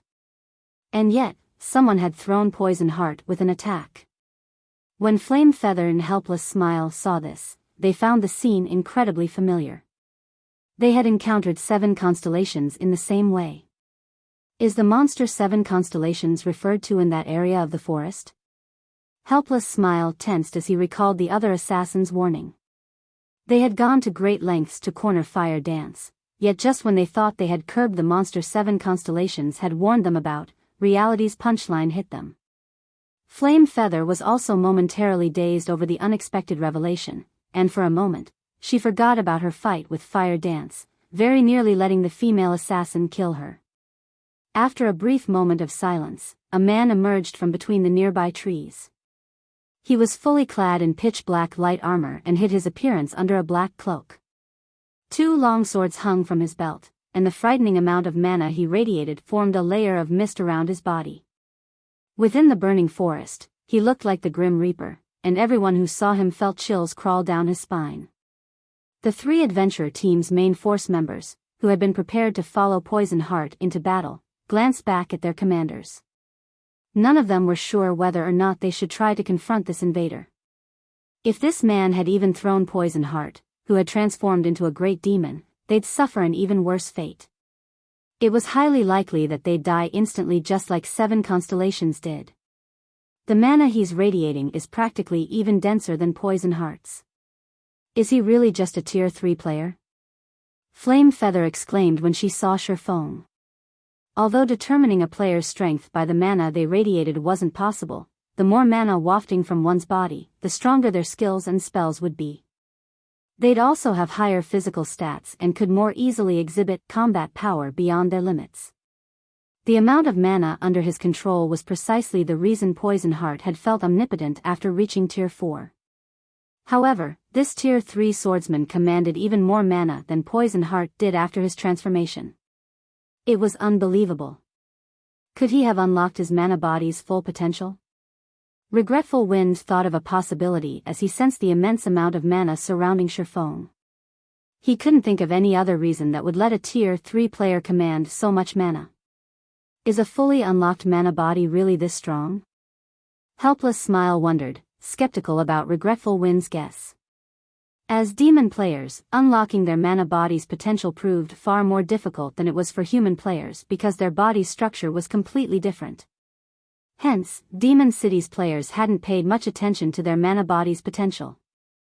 They felt that raising their demon ranks was a better use of their time. Not even most great demons they came across had fully unlocked mana bodies. Demon players were also physically stronger than humans, and they controlled more. They simply didn't need to go to the trouble of unlocking their mana body's potential. As long as they raised their demon rank, they were more than powerful enough to suppress human players. But Helpless Smile had never dreamed that human players with fully unlocked mana bodies would be this strong. The amount of mana Shifeng controlled was enough to give him goosebumps. It was easy to imagine how powerful the swordsman's skills and spells would be. This isn't worth the trouble. Demon's Heart didn't offer nearly enough demon crystals for us to take on a monster like that. As Regretful Wind watched this grim reaper approach, he inwardly cursed the Dark Guild. If he had known that he'd have to fight a monster like this swordsman, he never would have led his team here. Even if they managed to defeat Shifeng, it would be a Pyrrhic victory. 3,000 plus demon crystals wouldn't even come close to compensating their losses. What are you afraid of? He's just one person. There's a limit to his stamina. Poison didn't even take that much damage. We can definitely wear him down if our main force members work together. As long as we defeat this assassin, we can take our time with the swordsman. Flame Feather shouted when she realized that the three adventurer team's main force members were cowering in fear. Her insistence snapped the main force members out of their daze, and they trusted that the commander was correct. Regardless of how powerful a player was, there was a limit to one's stamina. Shifeng was merely one person. No matter how strong he was, he couldn't kill them all. Aside from the 100 or so demon barons, they had over 5,000 demon experts with them. Their teams were more than capable of whittling Shifeng down. That's right. So what if he is strong? We still have a great demon on our side. We can just keep healing Poison Heart, and that guy won't be able to stop us. Kill him. His weapons and equipment will only strengthen our adventurer teams. Fighting spirit burned within the adventurer team's members, and they immediately moved into formation, slowly approaching Shifeng. No. Run. Everyone, get out of here. Poison Heart, who had just recovered from the crash, shouted, panicking as he watched his comrades move toward the human swordsman. They all turned toward the assassin, confused by the warning. They couldn't understand what he was trying to do. Did the man hit his head that hard? He's not alone. There's an entire team of monsters in those trees. Poison Heart hurriedly added. Before anyone could react, new figures began to appear behind Shifeng. The new arrivals concealed their levels and appearances under black cloaks, but their auras were horrifically intense. The several players leading the group had such a powerful combined aura that the adventurer team's members felt stifled. They felt even stronger than Grand Lords of the same level. Damn it. How is this possible? The blood drained from Regretful Wind's face when he saw the Hell Legion. Everyone, retreat. Retreat immediately. Both Fire Dance and Shifeng had suppressed their auras, so Regretful Wind hadn't been able to tell how strong they were. He could only guess based on his instincts and the mana they radiated.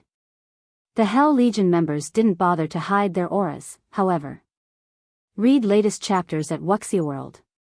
EU. From the power Regretful Wind sensed, at least 5 of those human players were even stronger than Grand Lords of the same level, and even the weakest of the remaining members nearly rivaled Grand Lords. If their 3 adventurer teams tried to fight this group, it'd be a one-sided massacre. Hearing Regretful Wind's order, the stunned adventurer teams snapped out of their daze and fled in all directions like a flock of startled birds. Damn it. Run. Flame Feather did the same, fleeing the moment she saw Hell Rush and his companions. As she ran, a deep hatred for Demon's Heart blossomed in her chest. What a joke. The enemy team had at least 6 monster-level experts, and more than 300 of them could rival Grand Lords of the same level. This was no longer a force that Demon City's powers could take on individually. They'd only have a chance of defeating these intruders if they gathered all of the combat power in the city. Anyone that tried to fight these human players on their own would be digging their own grave. Escape? Don't you think it's a little late for that? When the three adventurer teams began to flee, Shifeng turned to the Hell Legion and growled, "Kill them. Leave none alive." You're tuning into the Biyao's Wuxia Chronicles YouTube channel. Don't forget to subscribe and join us on this journey to catch the most captivating stories.